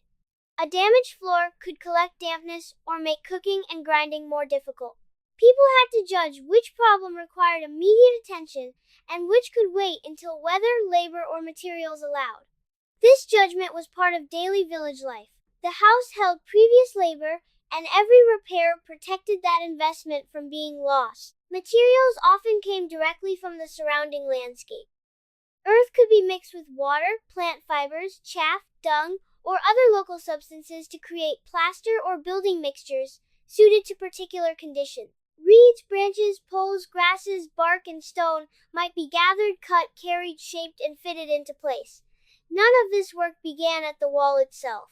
It began with journeys beyond the house, where people found materials strong enough, dry enough, straight enough, or abundant enough to use. Building maintenance therefore connected domestic space with fields, wetlands, woodland, grazing ground, and water sources. The skills involved also reached far back into human history. Long before farming, people built shelters, selected useful branches, worked hides, arranged stone, and repaired temporary camps. Village life made those abilities more continuous. A mobile shelter could be abandoned when movement resumed, but a settled house accumulated value through storage, memory, and repeated use. Repair became more worthwhile because people expected to remain. At the same time, staying increased the number of problems that could no longer be left behind. Work may have been shared in many ways. Some people mixed plaster, others carried water, cut reeds, lifted roofing material, smoothed floors, watched children, or prepared food for those doing heavier labor. Age, strength, skill, and custom probably influenced participation, but fixed roles cannot be assumed. Repairs could also become communal when walls, roofs, courtyards, or drainage affected neighboring households. Archaeology can identify rebuilding episodes, yet it rarely shows whether the work belonged to one family or several. What is certain is that construction and maintenance demanded coordination, because wet plaster dried, weather changed, and exposed spaces could not always remain open for long. Repairing a house also disturbed ordinary routines. Stored goods had to be moved. Smoke and dust spread through living areas. Cooking might shift outdoors. Sleeping places could be rearranged. A wall under repair changed movement through the room, while roof work created danger below. The household became temporarily less useful while being made secure again. Neglect carried consequences slowly. One missed repair could become a larger failure after rain or winter, turning ordinary maintenance into protection against damage that might consume far more labor and materials later. By evening, the result might look modest. A smoother floor, a sealed crack, a stronger roof edge, a hearth rebuilt with fresh clay, yet these small changes allowed other labor to continue safely. Grain stayed dry, tools remained protected, children slept under cover. Fire could be controlled. The first farmers did not only cultivate land, they continually rebuilt the human environment that made cultivation, storage, cooking, care, and rest possible. Every repaired surface held the village together for another day. The house was also a workshop because nearly every task in an early village depended on objects that wore down, loosened, cracked, dulled, or broke. Stone blades needed new edges. Wooden handles split. Bindings stretched. Baskets frayed. Digging sticks became blunt. Needles, awls, scrapers, pounders, and cutting tools had to be inspected and repaired before they failed during more urgent work. Archaeologists recover stone, bone, antler, fired clay, and traces of use on durable materials. But many ordinary objects were made from wood, fiber, bark, hide, and reeds that rarely survive. The surviving record therefore shows only a fraction of the equipment that filled village homes. Making a tool began with choosing material. Suitable stone might be gathered nearby or obtained through exchange if local sources were poor. Wood had to be straight, strong, flexible, or light enough for its intended use. Bone and antler could be shaped after animals were butchered. Plant fibers had to be cut, soaked, twisted, braided, or woven. Each material behaved differently, and knowledge of those differences came from observation and repeated practice. This knowledge reached back far beyond farming. Human ancestors had long-shaped stone, wood, bone, and fiber, but village life increased the number of objects that could remain in one place. Heavier tools, larger containers, stored raw materials, and unfinished work accumulated inside houses and courtyards, turning domestic space into a place of constant production. Repair was often more practical than replacement. A damaged blade could be retouched. A loose stone could be rebound to a handle. A torn basket might be patched with fresh fiber. A cracked wooden object could be tied, wedged, or reshaped for another purpose. Broken items were not always discarded immediately. Fragments could become scrapers, wedges, fuel, building material, or parts of new tools. This careful reuse mattered because collecting raw materials required time, movement, and labor. The village economy depended not only on producing more, but on extending the life of what already existed. Craftwork could occur beside cooking, childcare, conversation, grain processing, or rest. A person smoothing a wooden handle might pause to tend the fire. Someone twisting cord could watch a child or listen for animals near the house. Work did not always occupy separate rooms or fixed hours. It flowed around other duties, making the home a place where many forms of labor overlapped. Skill also affected time. An experienced maker could recognize flaws in stone, control pressure during flaking, or twist fibers evenly, while a learner might break more material or work more slowly. Children may have practiced through small tasks and observation, though archaeology cannot recover a universal method of teaching. What survives are objects that sometimes show different levels of skill, suggesting that learning took place through repeated participation. By late afternoon, a repaired tool might appear ordinary, yet its importance reached across the entire village. A secure handle protected the next day's digging. A strong basket carried water or harvest. Cord held roofs, bundles, clothing, animals, and tools together. A sharpened blade reduced effort in cutting plants, hides, or food. These objects quietly connected field, house, herd, and body. Their making did not stand apart from farming. It made farming possible. The first farmers therefore spent much of their day maintaining the material world around them, turning stone, wood, bone, and fiber into extensions of human hands, then repairing those extensions whenever repeated work began to wear them away. Every object also carried decisions about future needs. A tool repaired tonight might be required at dawn, while fiber saved from one basket could strengthen another during harvest. Materials stored in corners were not clutter without purpose. They were reserves of possible labor. Through such habits, the village preserved knowledge in physical form. A handle showed how wood should fit stone. A woven edge showed how tension could be controlled.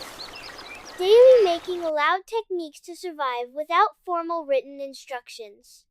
Pottery, weaving, basketry, and other forms of craftwork did not appear everywhere at the same time, and early village life should not be imagined as if every household possessed the same equipment. Some communities stored and cooked food in ceramic vessels, while others relied more heavily on baskets, wooden containers, skins, gourds, pits, or heated stones. Pottery became important in many regions because clay could be shaped, dried, and fired into containers that held grain, water, cooked food, pigments, and small objects. Yet clay vessels were heavy, fragile, and dependent on suitable material, fuel, and firing knowledge. Their presence changed domestic work, but their absence did not mean that people lacked skill or storage. It often means that More perishable technologies have disappeared from the archaeological record. Making pottery required several linked tasks. Clay had to be located, collected, cleaned, and sometimes mixed with sand, crushed shell, plant fiber, or other tempering material. Water had to be added carefully. Walls were built, smoothed, dried, and protected from cracking before firing. Decoration, where present, could be made through impressions, incisions, paint, or surface treatment, but not every vessel was decorated, and practical objects may have been repaired or reused many times. Firing demanded enough fuel and a controlled arrangement of heat. A vessel heated too quickly could split. One fired unevenly could remain weak. The finished pot therefore represented knowledge gathered through repeated successes and failures, rather than a single discovery. Textile and fiber work was equally important, although it survives less clearly. Reeds, grasses, bark fibers, flax, wool in later or suitable herding contexts, and other local materials could be twisted into cord, woven into cloth, plaited into mats, or shaped into baskets and nets. Spindle whorls, loom weights, impressions in clay, needles, and worn tools sometimes reveal these activities, but the finished materials often decay. A house may once have contained bags, mats, coverings, clothing, slings, nets, and containers that left almost no trace. Their disappearance can make stone and pottery seem more central than they were in daily life. Fiber work demanded patience. Stems had to be cut, soaked, scraped, dried, separated, spun, twisted, knotted, or woven. Each stage could be interrupted and resumed around cooking, childcare, animal care, and food processing. Small mistakes weakened the finished object. Uneven tension distorted a basket. Poorly prepared fiber broke under load. A net with one weak knot could lose fish. These crafts were not decorative additions to farming. They created the containers, clothing, ties, mats, and carrying systems that allowed people to move water, harvests, fuel, tools, infants, and stored food. Regional difference remained fundamental. A wetland village rich in reeds could develop different baskets and roofing materials from a settlement surrounded by woodland or dry grassland. Communities with early pottery traditions organized cooking and storage differently from those using perishable vessels. Herding communities with access to animal fibers followed another path from villages relying on plant fibers. Climate affected drying, firing, preservation, and the usefulness of particular materials. Exchange also moved raw materials and techniques between communities, but adoption was never automatic. People selected what suited local needs, habits, and resources. By evening, a person shaping clay or twisting fiber was doing more than making an object. The work preserved practical memory through the hands. A vessel carried knowledge of heat and earth. A woven edge preserved control of tension. A basket reflected local plants and routes through the landscape. The first farmers spent many hours creating a material world that archaeology sees unevenly, and the missing objects may once have been among the most common things they touched. Through repetition, these crafts also taught younger hands how a community adapted ancient human abilities to the new demands of staying, storing, carrying, and rebuilding together daily. Their villages were not defined by one technology, but by many solutions made from whatever the surrounding world allowed human skill to transform. Children in the earliest farming villages probably learned less through formal instruction than through repeated presence beside working adults and older companions. Archaeology cannot recover the exact words used to teach a child, nor can it reveal one universal path from infancy to skilled labor. What it can show is that village life placed many activities within visible shared spaces. Grinding stones, hearths, baskets, tools, animals, walls, food stores, and cultivated ground surrounded children from their earliest years. Skills were not hidden in distant institutions. They were woven into the ordinary movements of home, courtyard, field, path, and grazing land. A child could watch grain being cleaned, water carried, fibers twisted, clay shaped, embers protected, or animals guided long before being able to perform those tasks reliably. Learning likely began with attention, imitation, and small forms of participation. Simpler jobs could include carrying light objects, gathering scattered material, watching a container, keeping animals away from food, or collecting plants near the settlement. These possibilities are reasonable, but they should not be treated as a fixed schedule for every village. Age, strength, health, temperament, household need, and local custom would have shaped what each child could do. Practice left its own traces. Archaeologists sometimes find small tools, poorly made objects, uneven pottery, or stone flakes that may reflect learners. Although such interpretations remain cautious, because adults can also make imperfect objects, the broader pattern is more secure. Complex skills require repetition, and farming communities depended on those skills surviving beyond one generation. No harvest, house, herd, or storage system could continue if knowledge ended with the people who already possessed it. This transfer connected village children to a much older human inheritance. Long before cultivation, young humans learned where water could be found, which plants were useful, how tools were shaped, how fire was approached, and how danger was recognized. Farming added new lessons without replacing the old ones. Children now had to become familiar with planted cycles, stored food, confined animals, repaired walls, repeated processing, and the consequences of remaining in one place. The village itself became a memory system built from visible routines. A patched basket showed how weakness could be repaired. A worn path showed where water or grazing lay. A grinding stone preserved the position and motion used by earlier hands. A storage bin revealed that food gathered in one season had to support life in another. Learning also required mistakes, though most disappeared.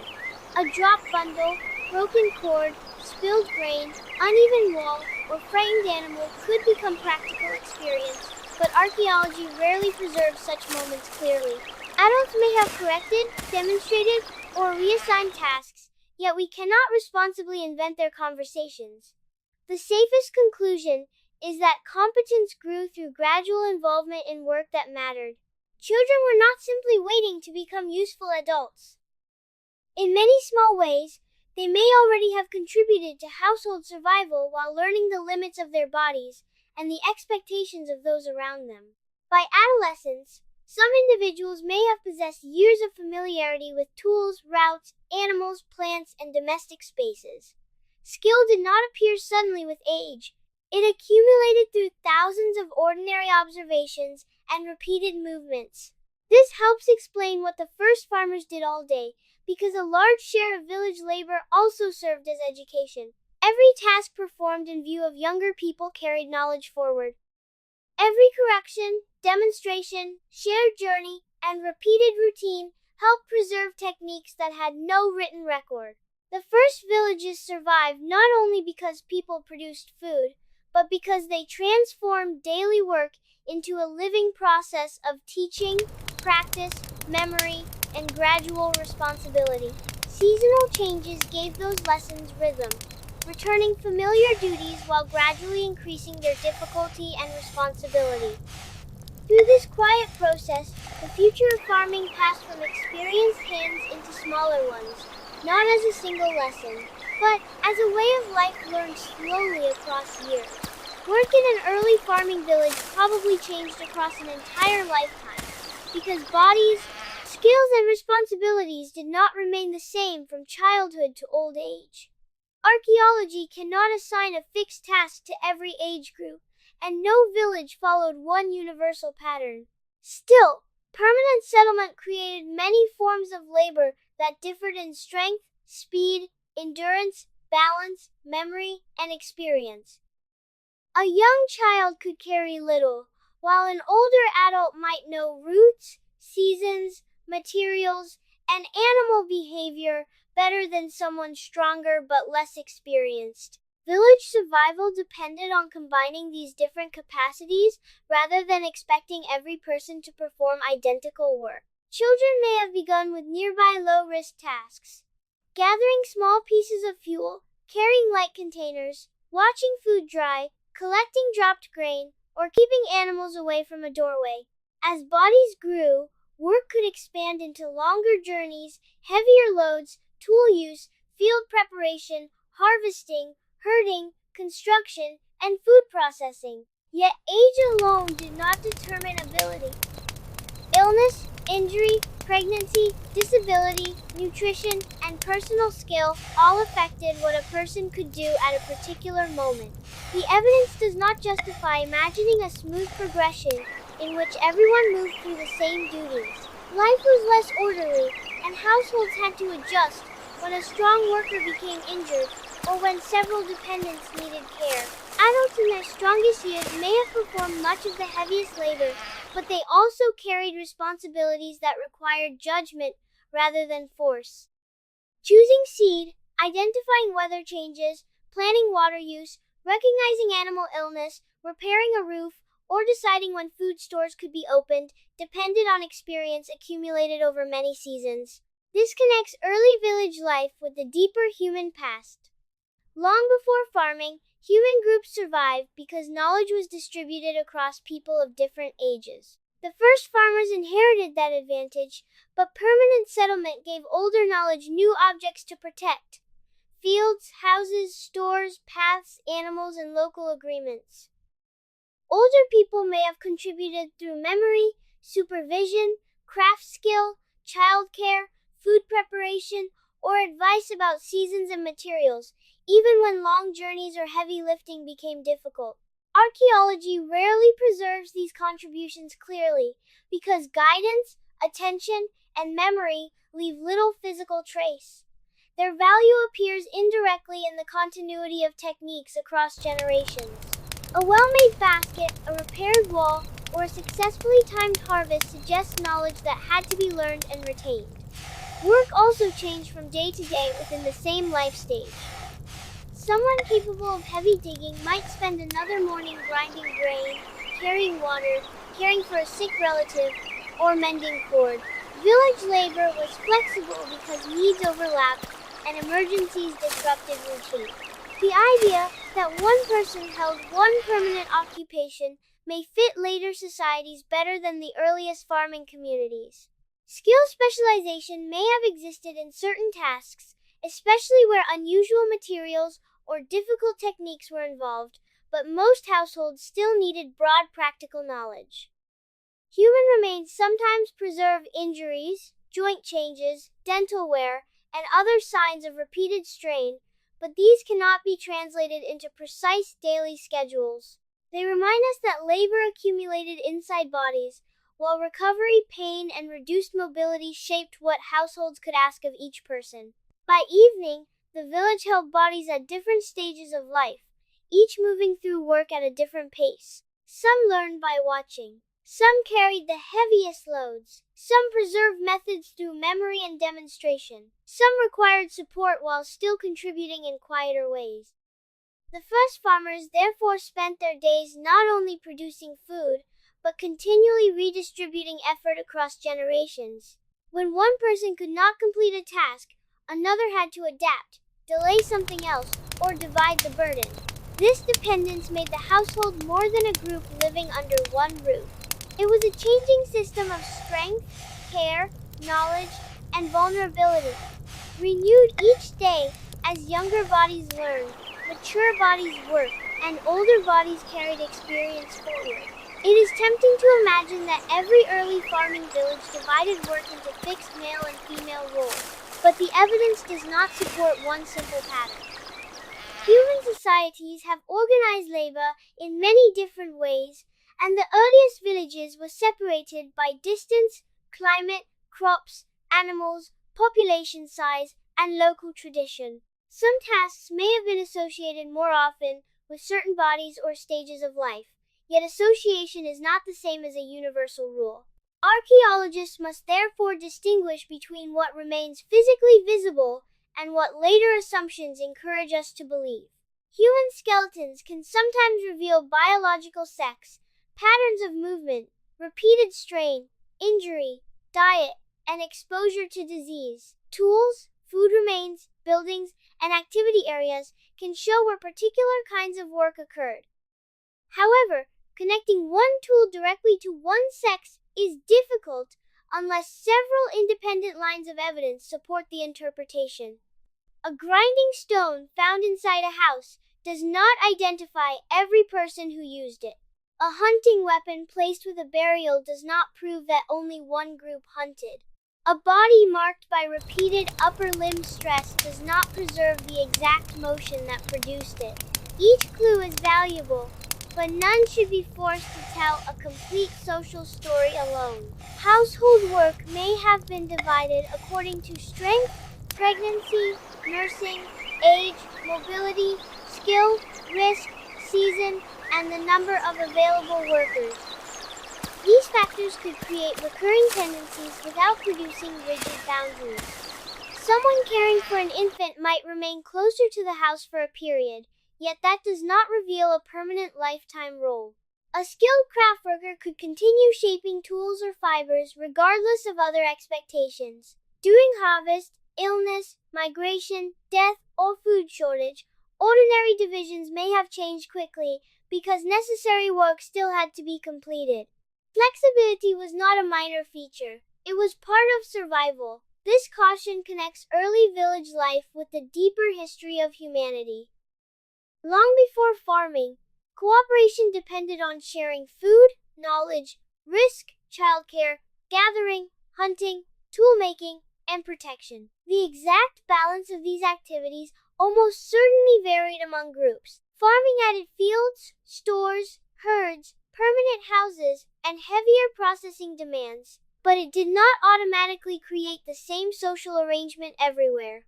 The growing burden of repetitive work may have changed how labor was distributed, while population growth and settled households could have made some responsibilities more regular. Even so, archaeology does not permit us to watch an ordinary morning and assign every task with confidence. What can be said more securely is that village life required interdependence. Grain had to be planted, harvested, processed, cooked, and guarded. Water and fuel had to be carried. Children needed care. Animals required movement and protection. Tools, clothing, containers, roofs, and walls needed repair. No household could ignore these tasks simply because they did not fit a preferred social rule.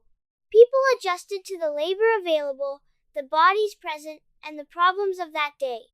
By evening, several individuals may have completed similar work for different reasons, while others performed very different tasks that left almost identical marks on their bones. The first farmers were not categories moving through a diagram. They were changing households made of people with different abilities, obligations, relationships, and histories. Responsible interpretation therefore accepts uncertainty rather than filling it with familiar stereotypes.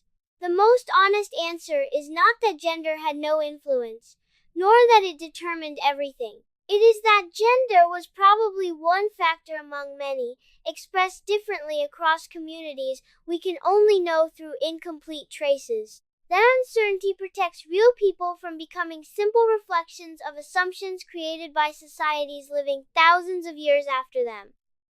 What mattered most to the survival of the village was that essential work continued. Knowledge passed onward, care reached those who needed it, and the burden of staying in one place was carried somehow from one generation to the next. A village could not survive through household effort alone because some tasks were too heavy, too urgent, or too widely shared for one family to manage without help. Building a roof, moving large timbers, repairing a wall after rain, clearing a new plot, gathering a harvest before bad weather, or guiding animals through difficult ground could require several people working in coordination.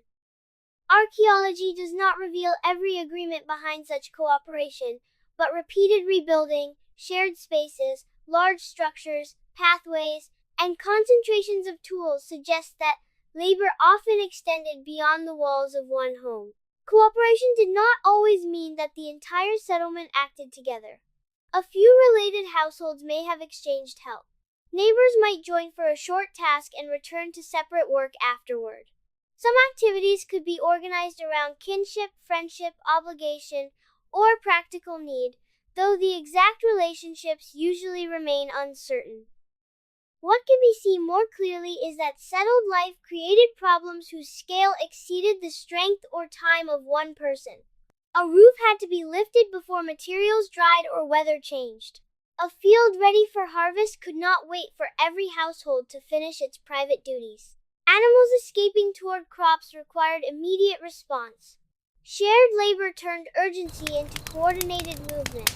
This ability reached back to the earliest human past. Long before farming, people cooperated in food gathering, hunting, shelter building, childcare, fire management, and defense. Village life redirected those inherited capacities toward permanent structures and stored resources. A successful action no longer benefited only the people present at that moment. Repairing a path could help everyone carrying water. Maintaining a boundary could protect several fields. Clearing drainage after heavy rain could preserve houses, food stores, and working spaces used by many families. The village transformed cooperation into a form of long-term maintenance. Working together also required timing. People had to know when help was needed, who was available, which tools should be brought, and what other duties would be delayed. There may have been expectations that assistance given today would be returned later, but archaeology rarely preserves the language or rules of such arrangements. We should not assume peaceful equality, nor should we imagine constant conflict. Cooperation could include negotiation, pressure, unequal burdens, generosity, and necessity at the same time. The important point is that village life depended on people acting beyond immediate individual interest, often enough for shared systems to continue. Large tasks also created opportunities for learning. Younger workers could observe experienced hands placing beams, mixing plaster, organizing harvest loads, or controlling animals in confined spaces. Skill became visible when many people worked side by side. Mistakes could be corrected quickly, and techniques could spread across households. At the same time, cooperation exposed differences in strength, knowledge, authority, and access to resources. Some people may have directed work because of experience, while others supplied labor, materials, food, or care for children during the task. These roles were probably flexible, but they were not necessarily equal. Food preparation could support these efforts as well, because people working away from their own hearths still needed water and meals. Someone unable to lift timber might grind grain, carry messages, watch children, or repair tools, allowing cooperation to include many forms of contribution beyond visible strength. By evening, a rebuilt wall or completed harvest might appear to belong to one household, yet its completion could carry the effort of many. Shared labor left few personal signatures. The finished roof did not record who lifted each beam. The cleared path did not preserve who removed each stone. The first farmers therefore spent some of their days within networks of obligation that archaeology can only partly recover. Their villages endured because people repeatedly crossed the boundary between my task and our task, joining bodies, tools, memory, and time whenever the demands of staying in one place became greater than any household could carry alone. Stored food changed more than the household's chances of surviving a difficult season. It also created questions about who could use what had been preserved, who had contributed to it, and who carried responsibility for protecting it. Archaeology cannot recover every rule that governed access to grain, animals, tools, or raw materials, and early villages almost certainly differed from one another. Some stores may have been managed mainly by households. Others may have involved wider groups, shared facilities, or temporary arrangements during harvest and shortage. What can be said with confidence is that food kept for the future became a resource around which cooperation, obligation, and inequality could begin to form. Exchange was one way these relationships extended beyond a single home.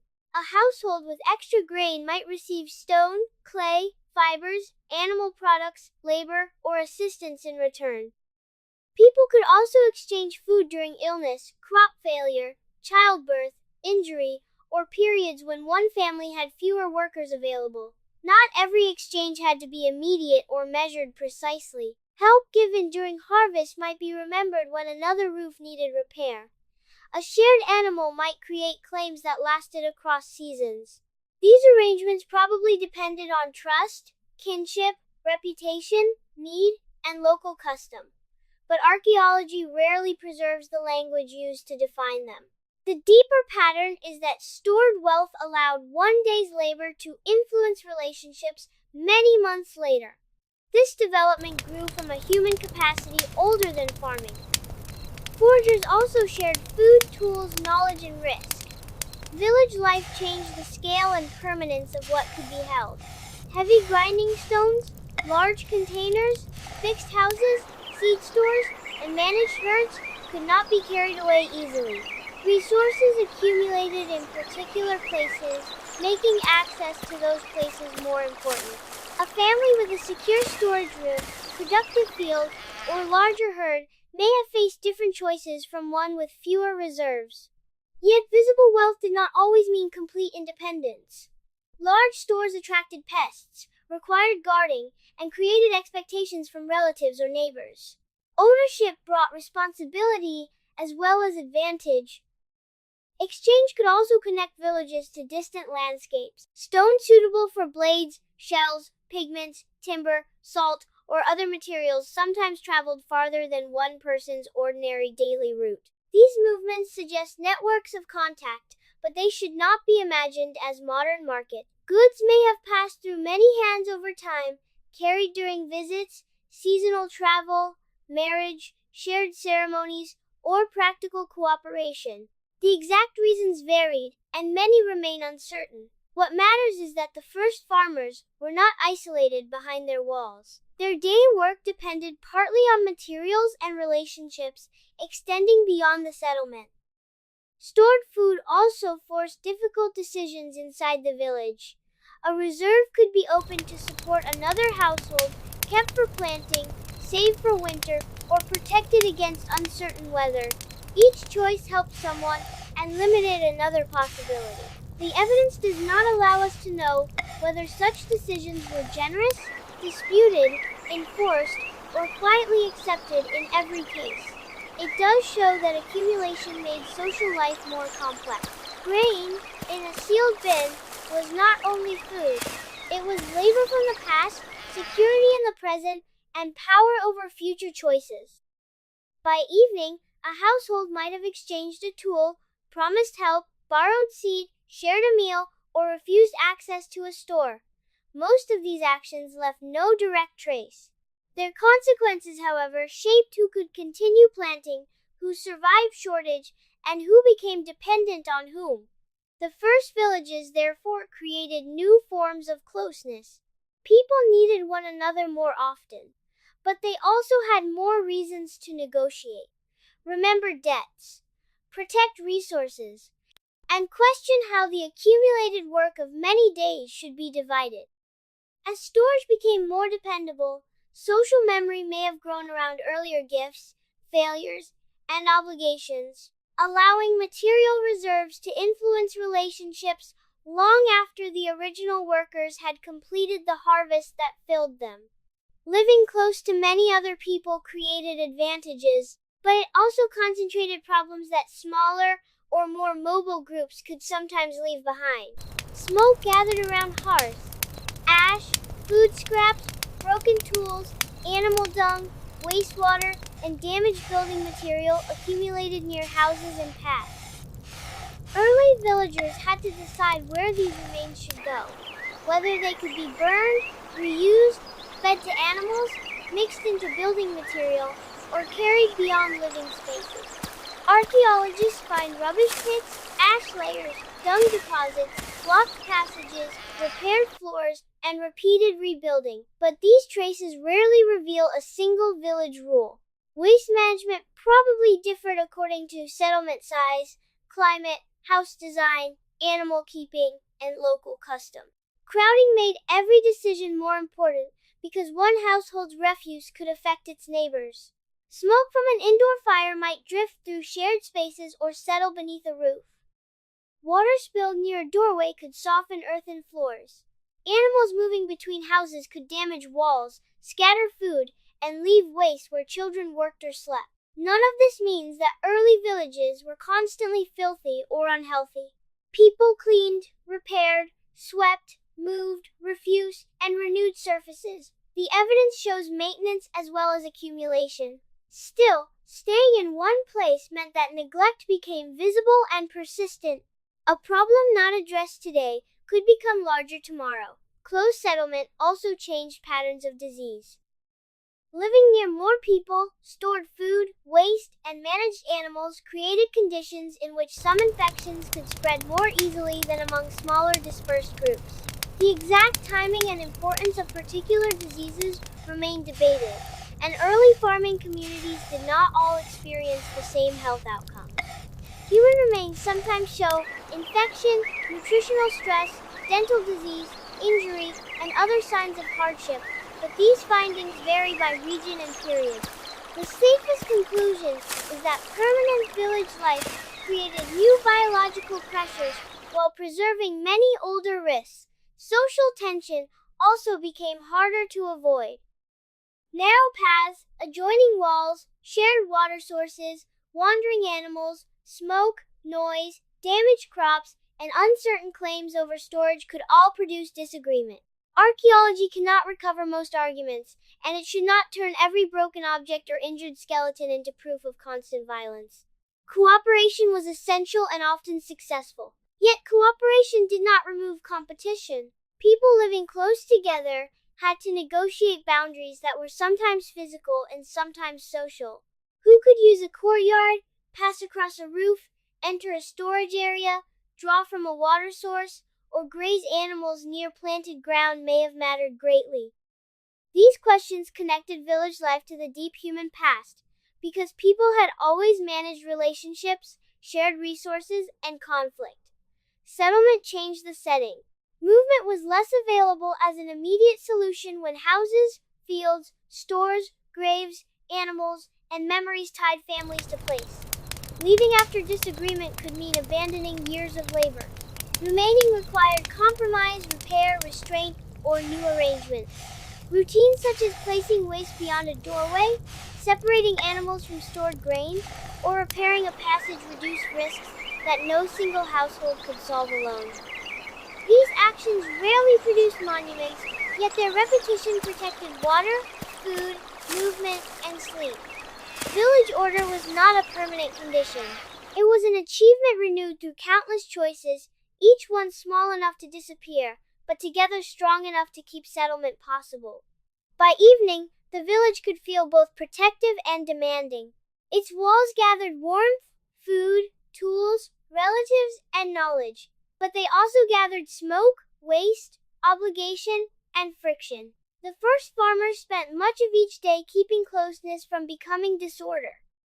They cleared paths, managed animals, repaired shared edges, moved refuse, watched fires, and adjusted their behavior around others. These quiet acts made dense living possible. The first villages were not peaceful because conflict was absent, nor unstable because disagreement existed.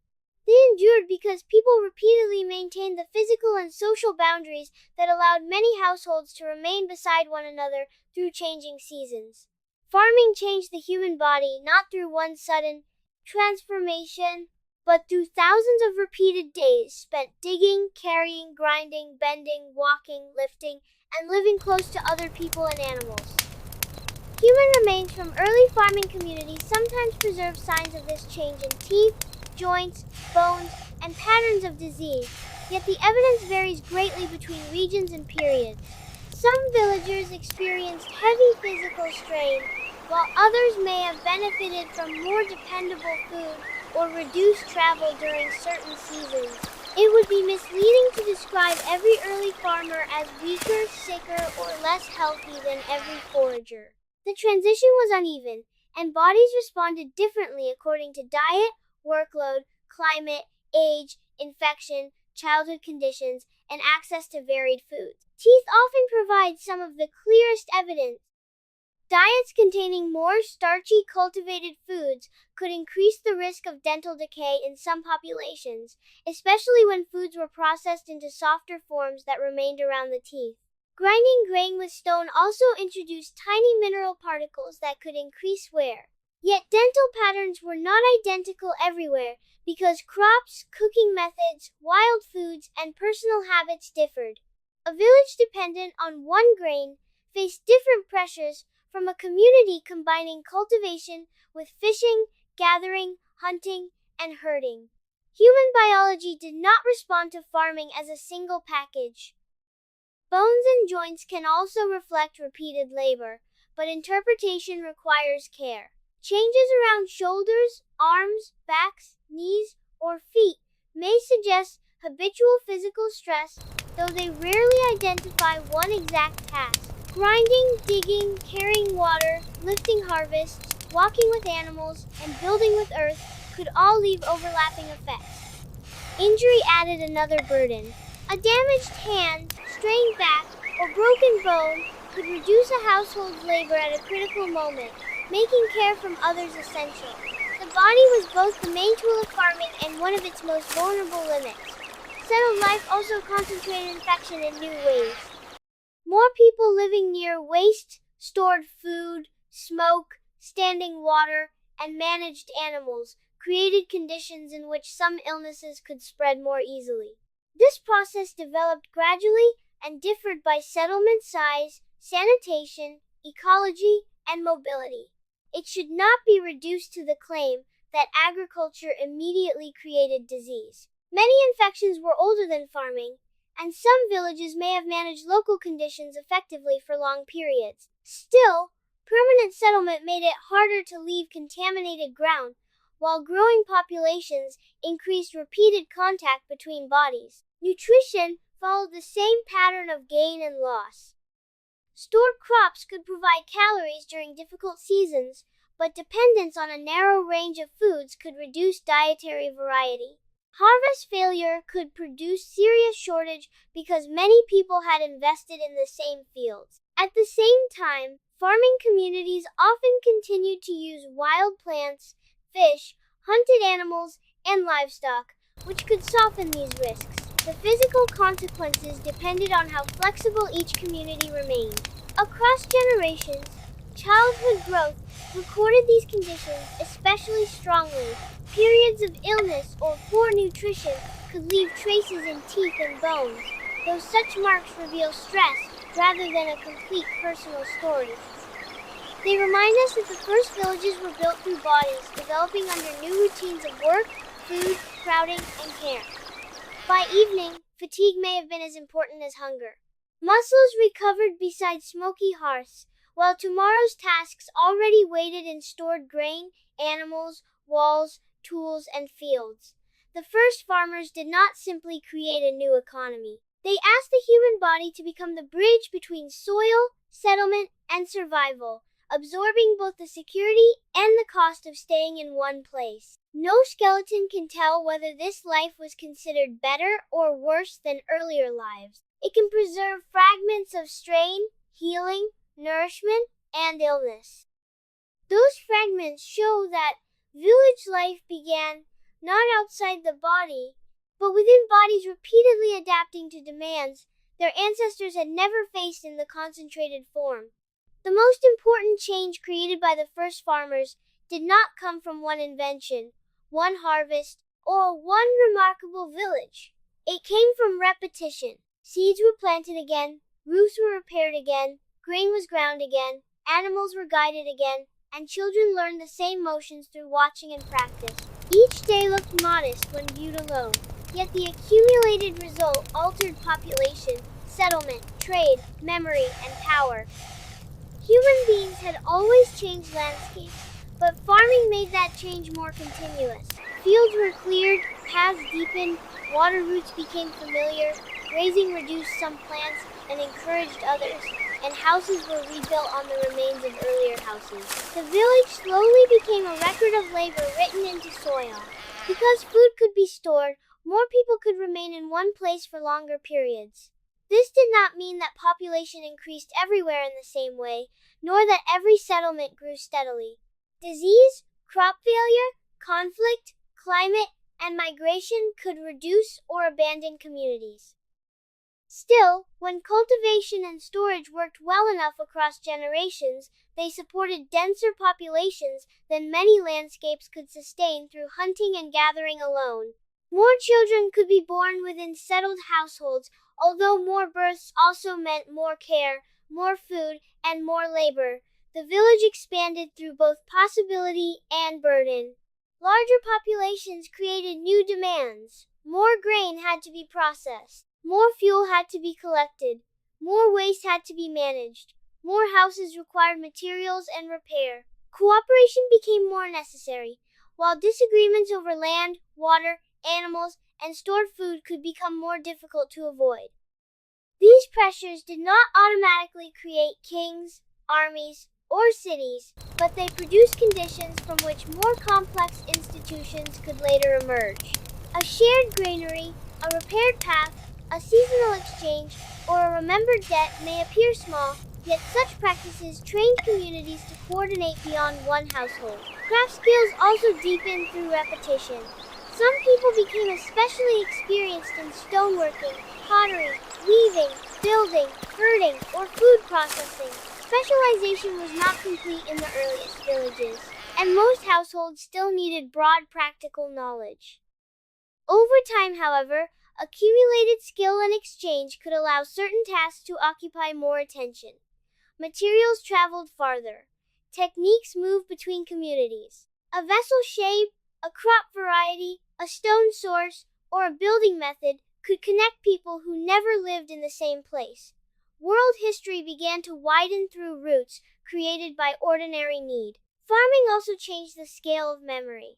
A mobile group carried knowledge in stories, skills, bodies, and portable objects. A village added walls, graves, storage places, paths, and cultivated plots that remained visible across generations. Children grew up surrounded by evidence of earlier labor. They inherited not only knowledge, but also obligations. A field already cleared invited future planting. A house already standing encouraged repair. A store already filled required protection. The past became fixed more firmly to place. This made continuity possible, but it could also make change harder.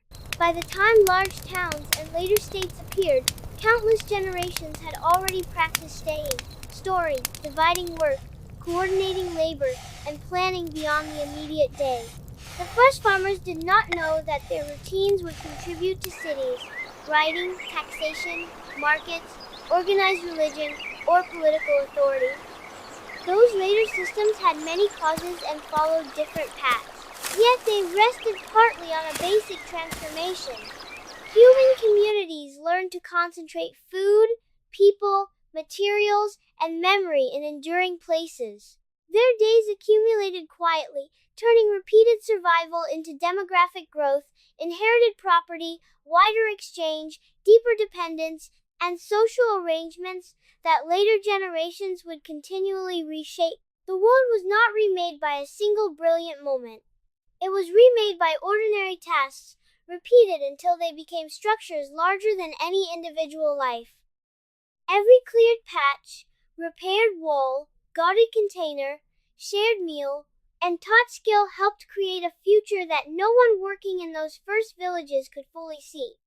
So what did the first farmers actually do all day inside the world's first villages? They did not spend every hour sowing seed or standing in fields. Much of their time was devoted to keeping a fragile system alive. They carried water, gathered fuel, repaired roofs, cleaned floors, watched children, shaped tools, guarded stores, cooked grain, tended animals, collected wild foods, and responded to problems that could not be postponed. Fieldwork mattered greatly, especially during preparation, sowing, weeding, and harvest. But agriculture depended on everything around the field. A crop could not feed anyone without storage, grinding, cooking, containers, paths, knowledge, care, and cooperation. The village was not simply a place beside farmland. It was the machine that made farming possible. Although it worked through human bodies, animal movements, seasonal memory, and materials drawn from the surrounding landscape. This answer remains broad because no single village represented all early farming life. Communities in different regions cultivated different plants, kept different animals, built different houses, and faced different climates. Some depended heavily on crops. Others continued to hunt, fish, gather, and move with herds. Archaeology can reveal repeated activity, but it cannot restore every voice, schedule, or personal choice. Honesty requires leaving those silences unfilled. Yet, the surviving evidence is strong enough to show a pattern. The first farmers lived through maintenance. Their achievement was not one dramatic breakthrough, but the repeated prevention of failure. Water arrived before thirst became dangerous. Grain was dried before mold spread. A wall was patched before rain entered. Animals were guided home before darkness. A child learned a task before older knowledge disappeared. These actions rarely became legends, but they formed the foundation beneath later history. The educational value of their lives lies in this quiet fact. Civilization did not begin only when cities, writings, rulers, or monuments appeared.